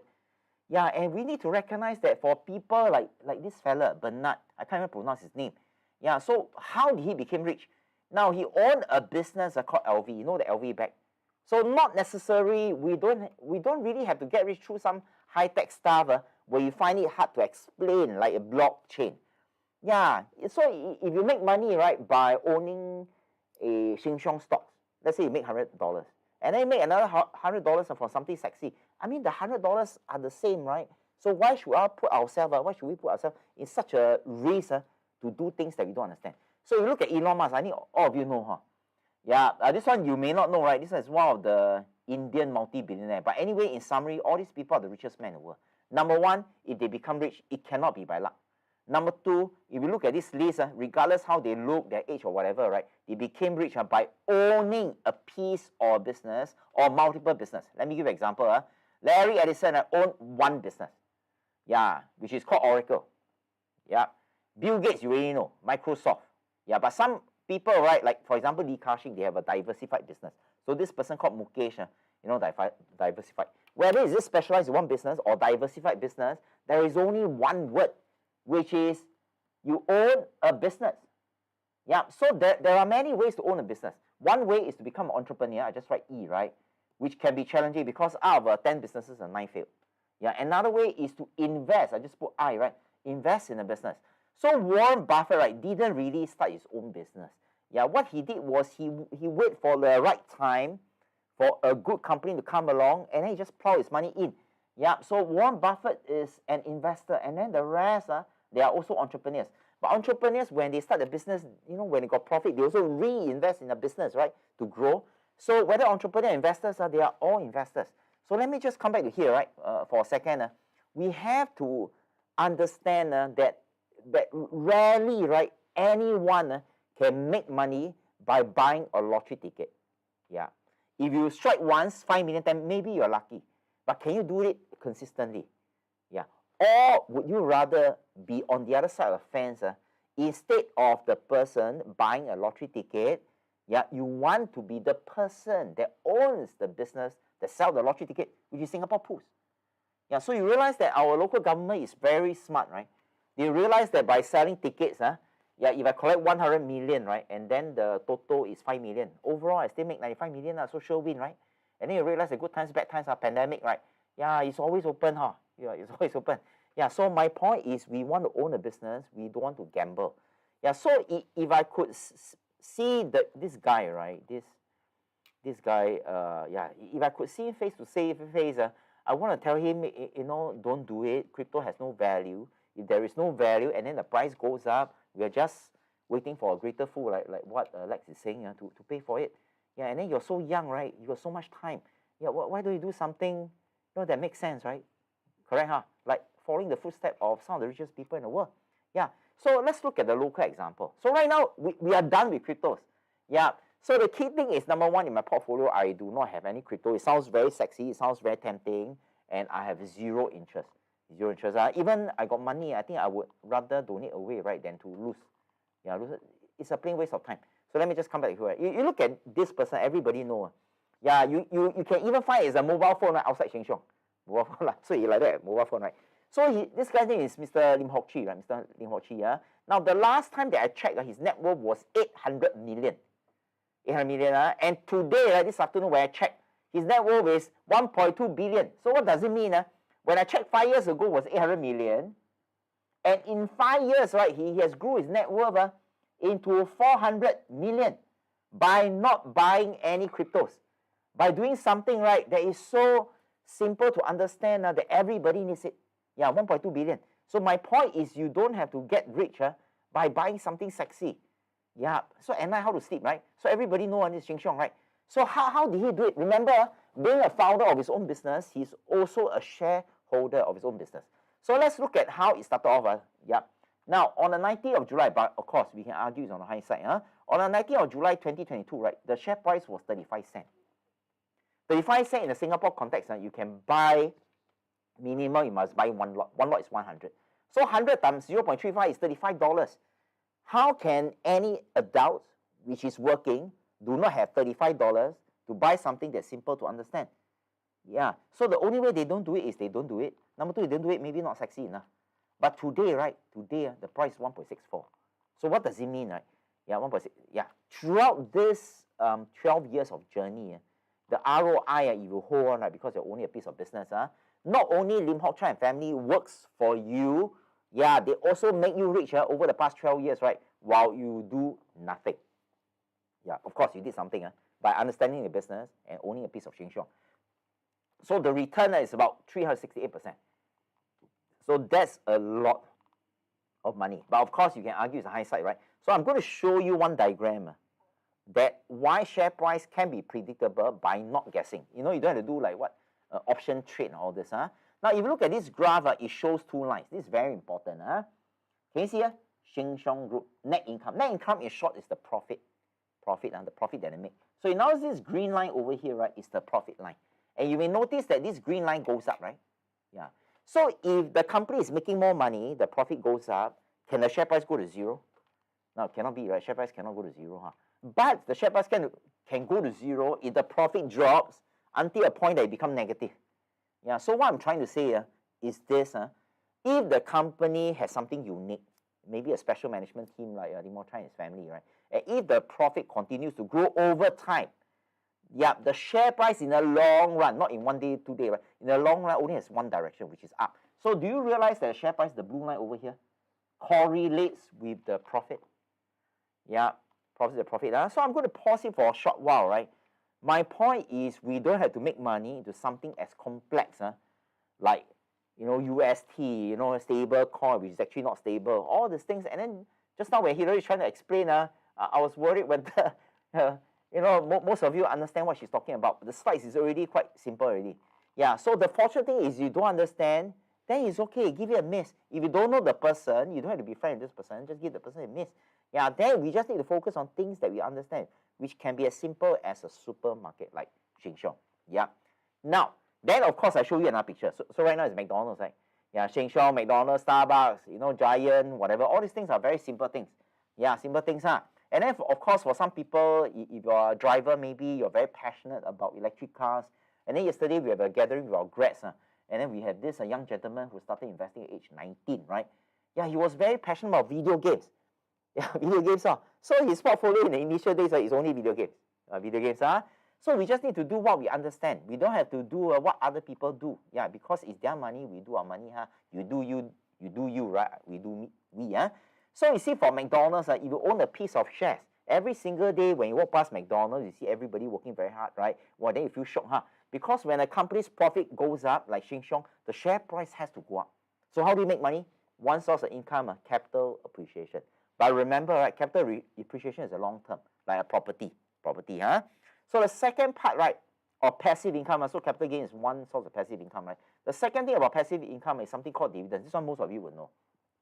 For Singapore companies like Sheng Siong, they may pay once or twice. For US, they pay like 4 times per year. So that's a lot of money. So remember, you make money by not guessing share price, by being a business owner on companies that you understand. Then the third one, right, is purely only for our grads who understand. CFOS stands for cash flow option strategy, right? Yeah, but this is only valid for US company. Yeah, so I'm going to, in this slide, I'm presenting 3 of the ways that people like me and you, we can invest safely and not safely, McDonald's, Starbucks, or whatever, right? While this company make money for us without worrying us losing the value of one car, right? Now, but to invest, investors just have to overcome some hurdles. I don't make it sound so easy, right? Now, so right now we have about 50 people watching this video. I'm not very sure how many people are our grad. Now, this is just out of curiosity. I'll continue presenting, right? Now, for those people who are watching this, if you're our VIA grad, is it okay you just type 1 so that I know you are a VIA grad? So I'm continuing to say, right? Yeah, so let's come back to here. Now, so in order to invest things like Sheng Siong and all this, I mean, I make it sound simple, but actually there are some little things that you need to do. So for example, if you want to search for the next good business to invest, the question is, do you know where to search for such opportunities? And especially right now in the bear market is the best time. Yeah. Then the second thing is, even you have found a company. Yeah. Oh, recently people talk about GPT, right? And then because of this ChatGPT, wow, a lot of TikTokers say, there is this AI company, this 3 company will make money, point, make money. So now the question is, if they recommend, they can recommend, but they have no stake, you see. So whether do you know how to evaluate whether such recommendation, is it really a good business or bad business? Yeah. Then the third problem you overcome is, okay, you have found a good business, but you can still lose money by buying high and selling low, buying the wrong price. Yeah, and then exiting the wrong price. So you must know when is the entry and exit point. And of course, you see, Warren Buffett, right, do not know all the 3,600 companies that are listed in NASDAQ as well as the New York Stock Exchange. There's just too many. But the lucky thing is we don't need to know too many to become wealthy. Michael Jordan, no one sport, he became rich. Yeah, so Muhammad Ali, no one sport, become rich. Yeah, so you realize that what we need to do is we just need to be very good in one thing or two things. Be very good, very specialized, best of the best, we can still do well. Yeah. So the reason why I show this picture is I could fully appreciate that all of us investors, we will go through all this hurdle we have to. But if we do it alone, it's going to be a complete nightmare. Yeah. But what if there is a team of like a superhero like Avengers, yeah, where you can be among them, and this group of people actually help you to do all the work, fight the enemies, to help you search for the companies. Wouldn't that be nice? Yeah, which brings me to the next point, which is very important, right? Yeah, so I'm going to share with you the solution, to most of the problems that all investors face. Yeah, and I call this project a VIA Atlas. Atlas is like a globe, a map where, by having a globe, you can actually know where the country is. Yeah, so the reason why I call this VIA Atlas, because we want, VIA, right, we want to be the Atlas for investors. So in us investors, if they want to know where to find a good company, they just come to us because we are the Atlas. So I call this project a Project US Case Study. Yeah, so it's a subtitle, right? So Project US Case Study. And in other words, Project US Case Study, that means in the next 5 minutes, I'm just going to talk about US company. And I wanted to talk about US company versus companies like Sheng Siong, right? Is because in the SGX, the number of companies to select is really very few. Very hard to try to look for good companies. But in US Stock Exchange, the universe is really huge. Yeah, really huge, right? So let me share with you the team of people that we put together. We have put together a very good team of people, including like PhD holders such as Dr. Betty Fan, right, who's a researcher. So all these people, they are very good in their specific industry, and we came together, right, to do all the research so that we cover all the US companies in the entire world, entire atlas. So we want to be the main source. Now, so remember just now I talked about a McDonald's example. Yeah, so what we did was we started this project. Something is like a research project. Right? We started during the pandemic. And the pandemic, nothing to do, nothing to do. So what they do, we look for companies. Yeah, and imagine if I own shares of McDonald's, right, or whatever companies, especially Sheng Siong. Sheng Siong, the queue very long, right? So do you realize that when the nation go for a lockdown, the sales of the Sheng Siong was doing very well, and then they still pay us dividend? Yeah, so which also means that in the long run, if you own the shares, yeah, we are the shareholder of multiple businesses. In the long run, we practically don't have to work. But of course, if you are the majority of what Deputy Prime Minister say you like to work, right, then you are part of his survey results. So let's come back here, right? So what do the team of Avengers inverted commas do for you, or has been doing, right, since April 2020? So what they did, or what we did, right, is me together with the team, we use various sort of screeners. So we screen for companies, we search and screen for companies, right, yeah, so that we can present these companies to you at the comfort of your home. And the second thing is, of course, after we screen, we better verify is it good or bad. The next thing we want is we kena another FTX. Yeah, so we evaluate whether it's good or bad. So we only identify good companies. The bad one, we will slaughter them. Yeah, but sometimes out of 20, right, we may have 1 or 2 bad ones. But overall, the remaining 18, we want to make money. Then, of course, the third one, right, is once we find a good business, we want to buy it cheap. And the best time is always now. And the reason why I say now, because right now is the bear market. Yeah, if you don't buy when it's slow, which is the bear market, you will not have a chance to sell when it's high during the bull market. And ultimately, remember just now that young gentleman, age 25, he said, oh, I shouldn't have buy so much. Yeah, the forming an asset, A stands for asset allocation, right, is the final gatekeeping. Because if you put too many things into one company, it's very dangerous. So for example, the FTX, right, is 0.91% of Temasek. Imagine if it's not 0.91, if it's 91, or even if it's 20, that would be disastrous. That would be huge, right? Yeah, then recently, another company that they own, Zerlingo, also gone. Yeah, so it's very important for a good business. Now, I just want to let you know there's a lot of work behind this. Yeah, imagine you have to screen, you have to read through the annual report, understand the business, yeah, present the summary. There's a lot of work. In terms of time, maybe one company may take a couple of days. Yeah, and if you look at this, this is the post that I did just yesterday night. Yesterday night I was working, and then tonight I'm working. So I think I fall under deputies that most people like to work. So if you see here, right, what I did was I said we have one grad sharing how he started investing at age 19. So this is the real story, right? Yeah, because some of grads are watching this. So he started with 3,000. So at 28 today, so in other words, he has been investing for 9 years. Yeah, 9 plus 19, 28, correct, 9 years. He had $250,000. Not bad, huh? 3,000 to about 250K, right, in 9 years. Not bad, huh? So I said at the rate that he's going, right, he should hit $1 million maybe in another 10 years' time or less. Yeah, okay, huh? And the reason why I share with you this is because this young gentleman, right now, he's 28, right? Yeah, he's one of the beneficiary of the research work that we have done since April 2020. Yeah. So what do I mean by he's the beneficiary, right? So for example, tonight, if this gentleman is around, he has a laptop, you can even use your phone, right? What he needs to do, he just needs to press this button. Then key in the username and his password. And when you log in, right, he will have a list, right, of good companies that he can invest. Yeah, so you realize that here there are many rows. It's an Excel file, many rows. I hide it, right? Those in yellow are undervalued companies. Yeah, in summary, this list, from 2021 to 2023, right, consists of 57 companies. And out of these 57 companies, about 41 of them, they're still undervalued today, because, which is about 2/3, right, undervalued today, because right now it's still the bear market. Yeah, remember he's a beneficiary, right? In short, he's a subscriber of what we have. So how it works is he make use of our time and expertise, and then we do all the work, and then we present to him. Yeah, so that he chill. Yeah, he's a real estate agent, so he focus on what he do best. Which means that out of the 45 of you, some of you may be engineer or whatever. You may not understand investing. Let us do the work for you. Yeah, and the interesting thing is tonight, right, you will be able to gain instant access to all the database that we have since year 2021. So here we're talking about 2 years of database. Now, let me just show you how platform work. So the font size, the font color is about red, right? Yeah, red, So in us, once you log in, for example, you're in the IT sector, healthcare sector, you can click on this sector, and you can see all the sectors.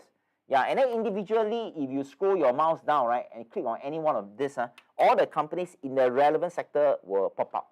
And the reason why we want to organize information according to sectors, because some of us, we may not understand financials. But I'm a nurse, so I work in healthcare, so I may understand.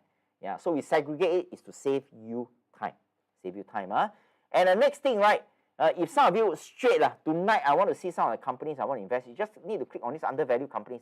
The whole list of companies, all our database, right, since 2021 will pop up. You can scroll up and down. And you realize that here I purposely gave like one company that I own. Yeah, I really own this company. It's called Barrett Business. I bought it way back in 2020 during the recession, right? So you can see here, every maybe 1 year we will update, and we also include the updated intrinsic value. Intrinsic value it simply means that your entry point. Yeah, so we always update entry point. And of course, other than accessing all the research work that we have done, right? We will also meet regularly. So let me give you an example. These are some of the recordings of our meetup. So how many times we meet up? We meet up about 3 or 4 times per year. Every 3 months we meet. Yeah, and it's exclusively only for beneficiaries or our subscribers. So let me show you what we do, right? Yeah, every time we meet, it's all done online at the comfort of your home. Now, if you're not free, you'll be recorded. So you'll find anywhere you can access, okay? So this is exclusively for people like the young gentleman who has $250,000 portfolio, right? So every time we meet, we will identify 2 interesting companies, and we will check what's happening. We'll do all the work for you. We do all the work for you. So we will provide these 2 companies update, and we also provide the entry price, in which we call the intrinsic value. Then you also have a chance via Zoom, right? You can chit chat with our authors. And And then not only that, if you are our grads, you know that we make very regular income, weekly or monthly, by selling options. So every time I meet, I will share my personal choices of option selling opportunity. Yeah, so that's 8 to 10. Yeah, that same gentleman that I told you, the 19-year-old one, yesterday night when he shared January, I think January he made like a few thousand. I can't remember the exact one, but it's definitely a 4-figure, 1,000 something. Yeah, USD, right? Yeah, USD.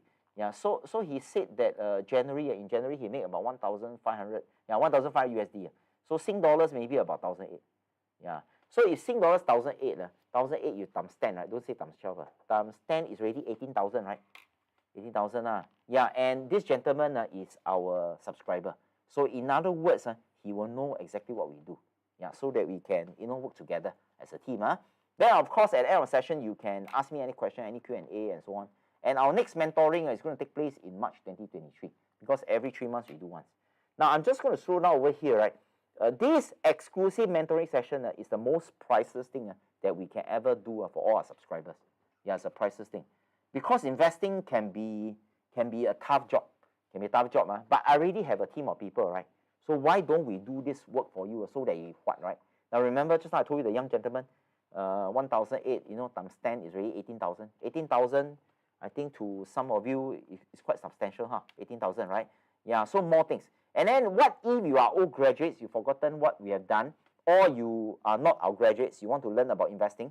Do you see here we have all the trainings all done and it's pre-recorded. You can access your own time. One video, maybe just a few minutes.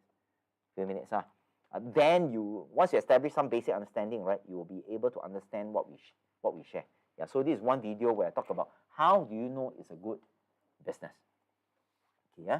And then not only that, this is the most priceless. This is our years of effort. So when you click on this, a PowerPoint is going to pop out. You can download, right? PowerPoint in the form of PDF. So you can download, and then you will see all the companies. Right now, I purposely blank off. You know what I mean? Yeah, so how many companies are there? Out of 57, remember about 71% are still undervalued today. Yeah, and you don't have to, how should I say, spend any time. Tonight, you already have access already. And your potential, if we use the young gentleman as an example, is about 18,000 per year. And that's minimum, If your capital is small, it's small, right? And the best part is you can gain instant access today. Yeah. So right now, my colleague is going to play a video very soon. But before that, let me share with you the context. The context is the video that you are going to see later on. Is actually a middle-aged gentleman. His name is called Brett. Yeah, so Brett is our 4-day value investing program graduate. He's also the graduate of our project Never Work Again. Yeah, and if you look at his Facebook cover photo, right, you know what does that mean? That means in January, he want to go to this country. 06, he want to go to all this country. Yeah, I mean, Brett, don't need to work, meh? The question mark question, don't need to work, meh? The answer is, he doesn't need to work. Yeah, but how can he be his middle age? How can he doesn't need to work, right? The reason he didn't work is because his sources of income comes from two main sources. One is a property investment. So he take over some units and then rent it out. Okay, so there's a renter, Another one, he's our grad, so he know how to invest in businesses, right? Yeah. So here there's an income from rental, and then here the income from businesses. And he used this to fund his travel. Yeah, remember, sometimes you don't travel alone. Sometimes you travel with his family and his son. That's how they build relationship. Yeah. So this is a story of Brett who not only travels but also do charity abroad. Yeah. So my colleague will play the video.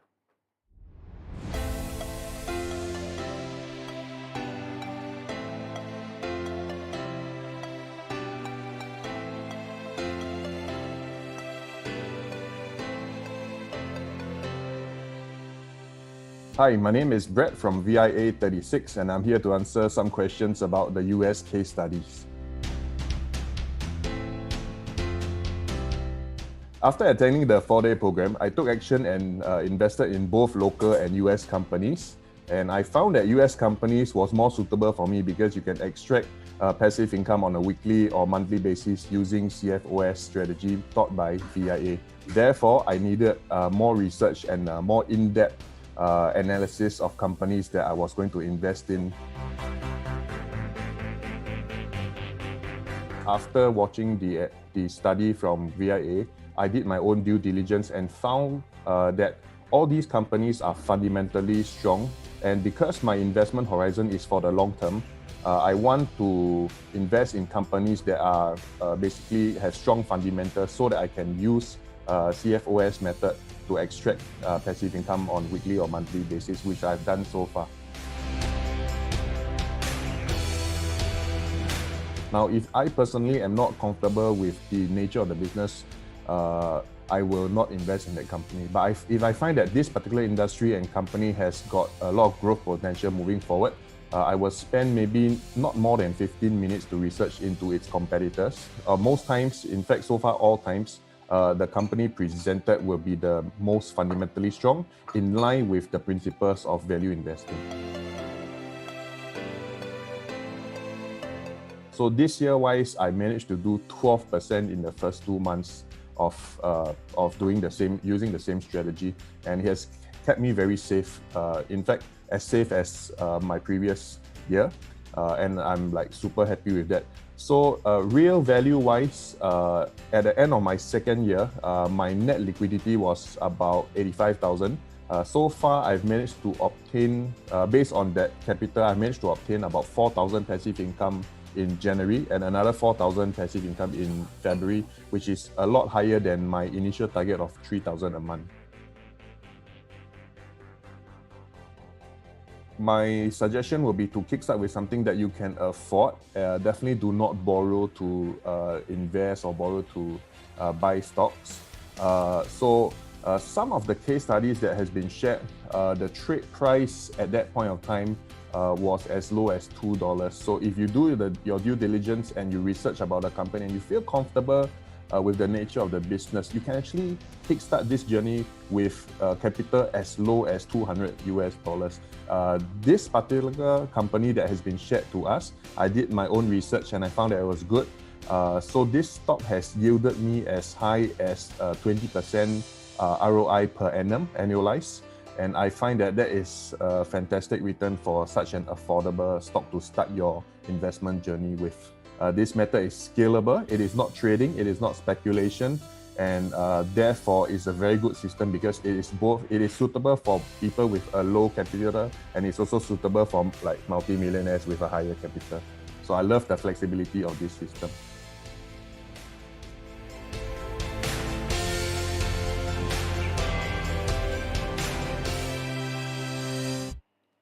Ladies and gentlemen, welcome back. So I just need my colleague to put up the slide, right?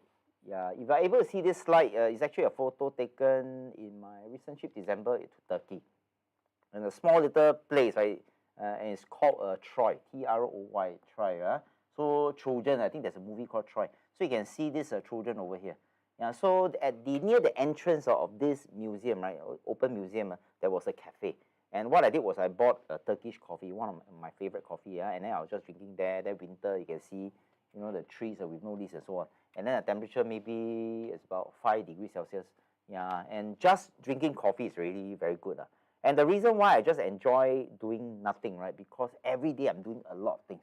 Yeah, so at the end of the day, you know, I don't think I want to, how should I say, form the sample size that our Deputy Prime Minister is saying, you know, we want to work, you know, we'll always be working.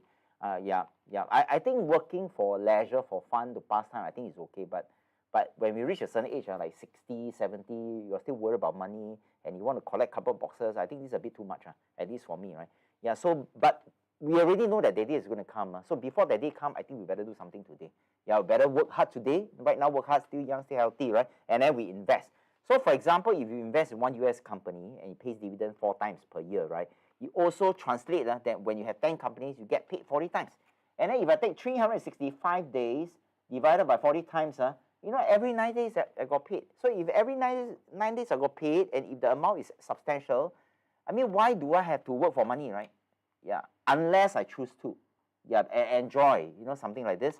Yeah, and then 20 companies, you get paid 80 times. That's every 4.5 days you get paid. But in order for you to be paid so many times, you need to have 20 companies. To have 20, you need to have 10. To have 10, you need to have 1. Yeah, to have 1, you must invest, Yeah, but invest in the right place, not invest in Terra LUNA, you know, FTX and so on, Yeah, so invest in things that Warren Buffett is doing, in which we have already done for you. Yeah, we spend, by the way, 2 years plus. We're not talking about 2 weeks, 2 years plus. So that you save 2 years plus of a life. Yeah, Yeah, and then not only that, moving forward, that means tonight you have access to our database. So moving forward, right, every single month we will deliver 2 companies into your inbox.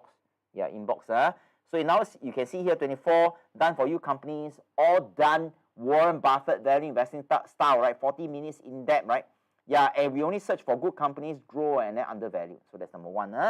Now then number 2 and number 3, right, is about selling options. Now, if you are grads, I think Daniel, Andrew, Desmond, all these are grad. This is something that you really like because it allows us to generate instant cash, either on a weekly or on a monthly basis or for the rest of our life. And the best part is we meet quarterly. We do it live in front of you.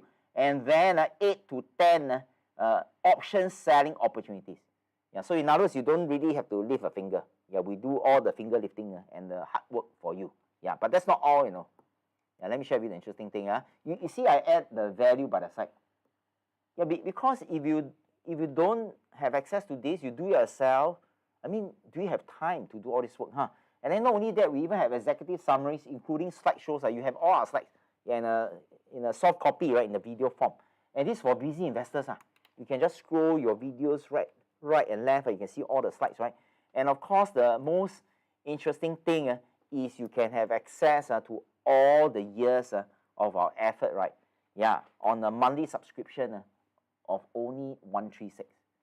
136. Remember that gentleman, age 19 years old, he make about 1,500 US per month. Here's 136. So this is like a fraction of what he make. But remember, right now it's a endemic. Yeah, and right now it's a bear market. We want more people to really, how should I say, have access to the work that we do so that we can help more people, right?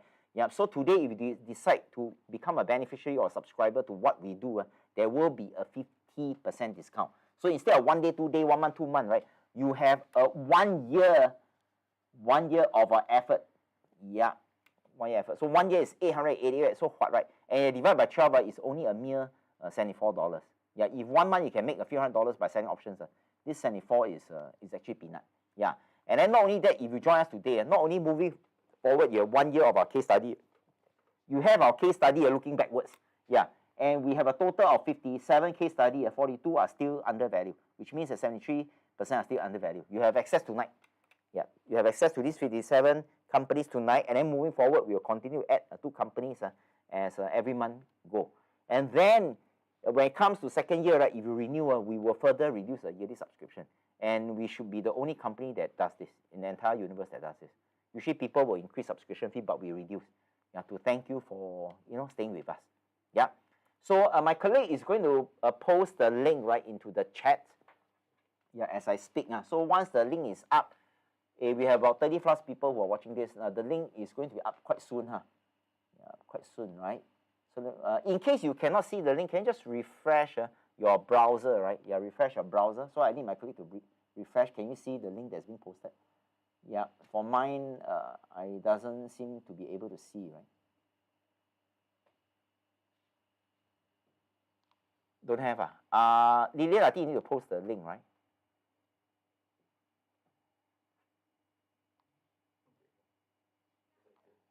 Yeah. Okay, So now the link is out, So you should be able to see, because I can see already. If you cannot see, right, just refresh your browser. Now, so what's going to happen is I'll continue to speak, right? So what you need to do is you just need to click on this link. Now, when you click on this link, a page that looks something like this will pop up. So what you need to do is remember, right, if you want to make really a good income, these are all the things that we're going to do for you. So you just need to fill in the name, for example, Cayden Chang, I mean your name, right? Key in the email address, all the relevant stuff, just key in, right? Yeah. Once you key in the credit card number and so on, So once you key in, yeah, and then you submit, right? Yeah. Once you submit, maybe you just wait for a couple of seconds, and then you check your email inbox or the spam box. Yeah. So our platform, we get this platform, right, from the service provider called Katra. Right? So what's going to happen is, once you submit this form, right, Katra, the auto system, right, will send out the login detail with the username and a password, so that you can have immediate access tonight. Yeah, immediate access, right? Then we can lakupi together. So I mean, when you have immediate access, you have all the companies that will allow you to generate three sources of income, right, which is capital gain, dividend, as well as selling options. So let me just do a quick recap. So right now, as I speak, right, yeah, I'm just going to repeat something that you already know. So what you need to do is you just need to click on the link. Now, in case you click on the link and then something happened, you do not know what is going on, I will just ask my colleague to put in the email address, which is technical@mykinesis.com. Yeah, so my colleague will type in technical@mykinesis.com. So in hours after today, somehow, you didn't receive the password and so on. So don't worry. We want you to access. You just need to drop us an email. Rarely it happens, but if something happens, you need a contact point, right? You just need to email to technical@mykinesis.com. So I just need my colleagues to check, maybe refresh to see whether the technical@mykinesis.com, is it up already? Irfan, can you just refresh, see the thing, is it up? Just refresh the browser. Okay, so it's out, right? So technical@mykinesis.com. So let's do a quick recap. Now, today, once you have access, every single month we'll deliver 2 companies. So that 2 times 12 is 24. Yeah, so that is our value of $2,000. And then not only that, right, I'll share with you some of the advanced strategy where we can sell options together. So instead of 1% per month, 12% per year, yeah, there's a high probability that we can make 2% per month. So that's 24% per year. Yeah, by the way, right now, the core inflation about 5.1%. If you don't sell options, unlikely we're going to make it. And then not only that, we meet regularly. We don't want you to feel alone, so we meet regularly. Yeah, we want to be by your side together with our authors. So every quarter we meet, right? Talking about 2 companies. Yeah, some of the companies that there's already in our database, but we give update, and we want to provide updates of the entry point. And all this is to help you protect your capital, number 1, help you grow your money, number 2, and to save time so that you can kopi, right, like bread. Okay, And then, of course, the last 4 thing is we have detailed one. We also have executive summary, so that in case you want to read something very fast on your way to work, right, take out a phone, just flip it, right, you can see 5 seconds what the company is all about. And of course, the last one, which is most precious, because ultimately you want to have access to whatever we have. Yeah. So tonight bonus is 57 company. The past 2+ years of effort, out of these 57, right, 42 are still undervalued. So 73% are still undervalued. Yeah. That is only provided, right, you become our subscriber today. Yeah, subscriber today. So I'm just going to go back and then put up the amount again, right? Now, so remember it's here, right? This is the amount. Yeah, this is the amount. Yeah, so once you click on it, you fill out information. 1 year is 888, but you can make like 10 times more. Yeah, as long as you invest, right? 10 times more, right? Yeah, so the second year, 17% off. Click on the link that's shown over there. I think Patrick says he has already, I think. Patrick, when you say have, as in, are you a subscriber already? Yeah, and then you just need to fill up all this. Okay, a very simple thing, right? Yeah, simple thing. So I'm just going to pause here for a short while. This month, today is the last day of January. This year is 2023. The Chinese horoscope is rabbit. So usually, on the beginning of every year, people say Happy New Year, wish you all the best. I mean, we can always 恭喜发财, all these things. But at the end of the day, all these are wishes. Yeah, for a good sign, right? But in order for us to really 恭喜发财, I think we have to do something. Otherwise, every month, New Year also no use. New Year, actually you lose money because you give away ang pao, right?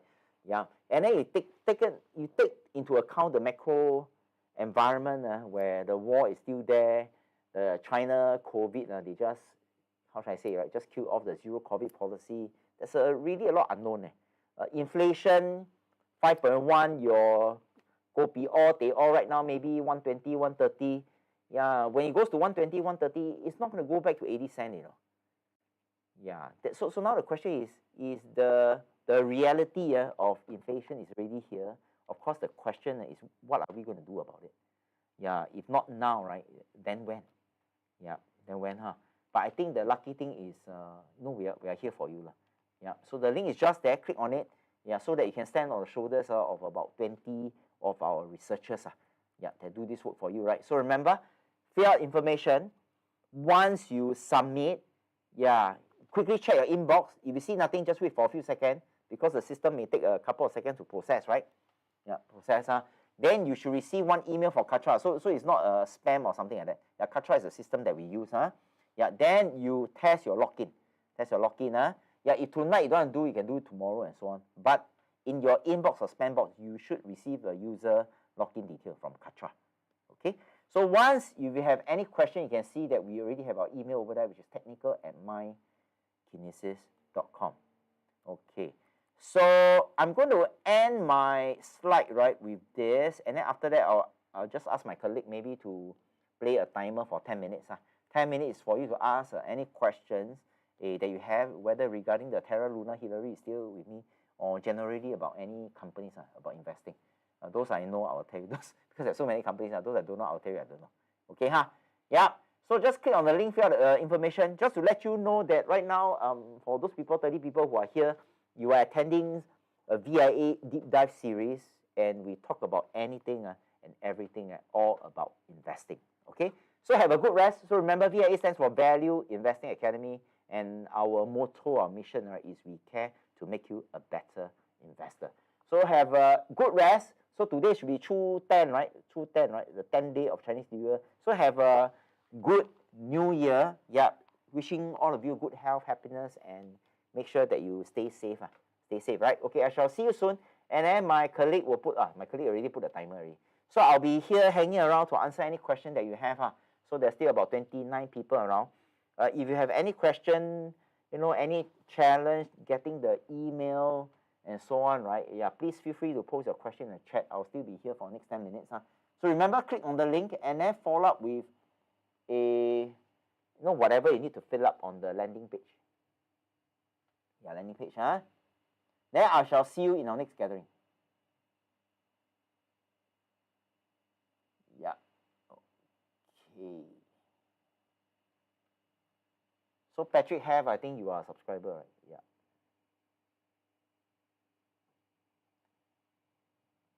Okay. Any other things you want to ask? Yeah, well, I'm checking my YouTube, right, playing.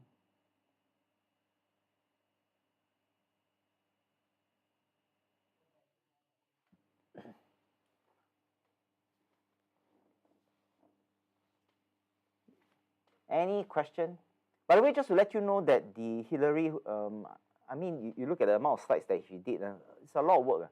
So sometimes one slide is like one diagram, A point to B, B point to C, but the thinking process of trying to make into a flow chart, and then before that flow chart, still had to go and dig out information, and then dig out information, still have to understand, right, before she present you the information. It's a lot of work. Yeah, it's a lot of work, right? And then that goes to the same of a team of us trying to dig out companies for you to invest so that you stay safe, you won't kena another Terra Luna and so on. That is also a lot of work. But I think the lucky thing is we enjoy what we do. Right? And then we form a community where every 3 months we come together and then we meet.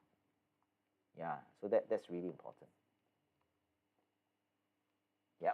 So any question? It's still about 30 people. Interesting, right? You fill out information, you let us know if there is any issue, right?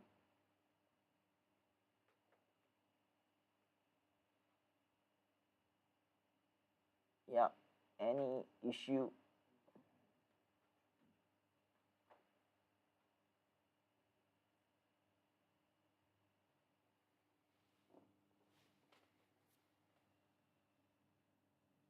Patrick, what are your view on index ETF investing this year long term?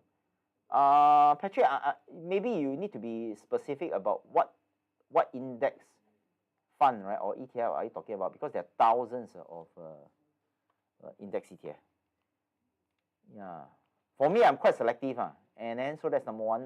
Number two is in my portfolio, I have I do have quite a number of ETFs. Yeah, ETF is one of the best way to make money, right, in the long term while doing nothing, or rather almost nothing. Yeah, I'm just saying this as a joke, right? If I'm the MOE minister, I think maybe I will say that in the module, right, one module need to have a financial literacy, and one module need to have a understanding of S&P 500 low index fund. Yeah, then you don't see Singaporeans are queuing up 4 hours and getting 2%, 3%. I mean, So, how should I say? You see, the world is both fair and unfair, right? So what do you mean by unfair? The unfair is when Group A spend an effort to learn something, and then Group B don't spend effort to, and then they know nothing, right? Then, of course, the world will reward Group A who spend effort, learn the relevant things with more wealth and riches. Or like the question about ETFs, right? That includes all the case study, right? Because they make an effort to have access, watch the video, so that's one. Then the next thing is fair is one day we got 24 hours. Whether is it Warren Buffett, Bill Gates, we got only 24 hours. Yeah, and because we only have 24 hours, I think it's important for us to allocate time on things that we do best. Then for the rest, you just outsource to somebody else whom you trust to do all the work. Okay, so Patrick, I think your question, you need to tell me which specific index fund you're talking about. Yeah, but the one that Buffett recommends is S&P 500, and I also have S&P 500 index fund. So my view is DCA long term. Long term, I don't know what's your long term. Scully, your 1 month is your long term. Now, so long term, 10 years, 20 years, 30 years, there's only one direction, so the price will go up. Yeah, and then mine is a joint account. If I pass on earlier than my wife will become rich. Yeah. Anyway, even if, yeah, my wife already confirmed inherit what I have. So confirm she will be very rich. Yeah. So Patrick, any other question you want to ask?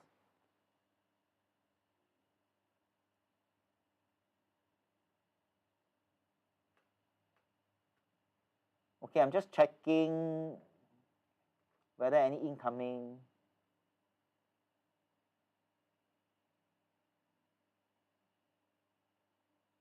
Yep, we have about, I think just 4 minutes more, right? Yeah, 4 minutes more. Any other question you want to ask? Yep, I need to rotate my phone so that the YouTube, I know I can see the chat. Okay. So Patrick, did I answer your question? If you are a grad, we talked about this S&P 500 before, right? In the long run, it only has one direction. Yeah, me and my wife, we bought S&P 500 plus other ETFs, right? And then my elder girl, she's Sec 3, my younger girl, P6.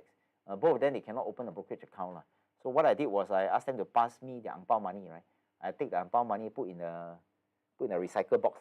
Then I write something on a piece of paper that I put on top. Then the piece of paper said that they have bought like 2 shares or 3 shares of S&P 500.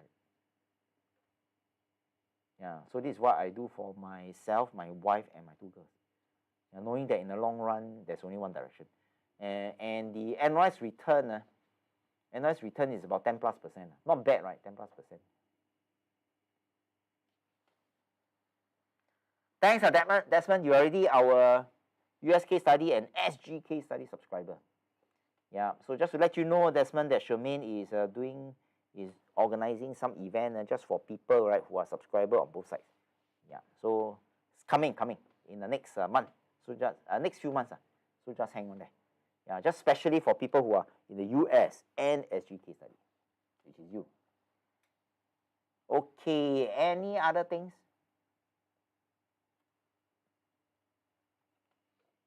About 2 minutes more, right? Wow, so we have spent like 2 hours together. Yeah, very good. Yeah, this morning I reported to office unusually early. Last night I have an event here, I was in office. By the time I settled down, it was about 1+. Yeah, 1+, right? So I was so shagged, I didn't bathe, I just collapsed. So by the time I woke up, was about 4+ a.m. Yeah, body dirty, no. Yeah, so I went to bathe, right? I went to bathe, come out 5 o'clock. 5 o'clock, I jumped into bed, I'm going to sleep. Well, then I start thinking about a lot of things. Then couldn't sleep. Couldn't sleep. I closed my eyes for 30 minutes, couldn't sleep. Yeah, so at 5:30, I was thinking, what am I going to do? But then I cannot sleep. So I make a haste decision. So I wake up, right, put on my jeans and the shirt, right? And then at 5:30, I left for office. So I reached office here at about 6 o'clock. So right now, as I'm talking to you, I'll be in my office for 15 hours.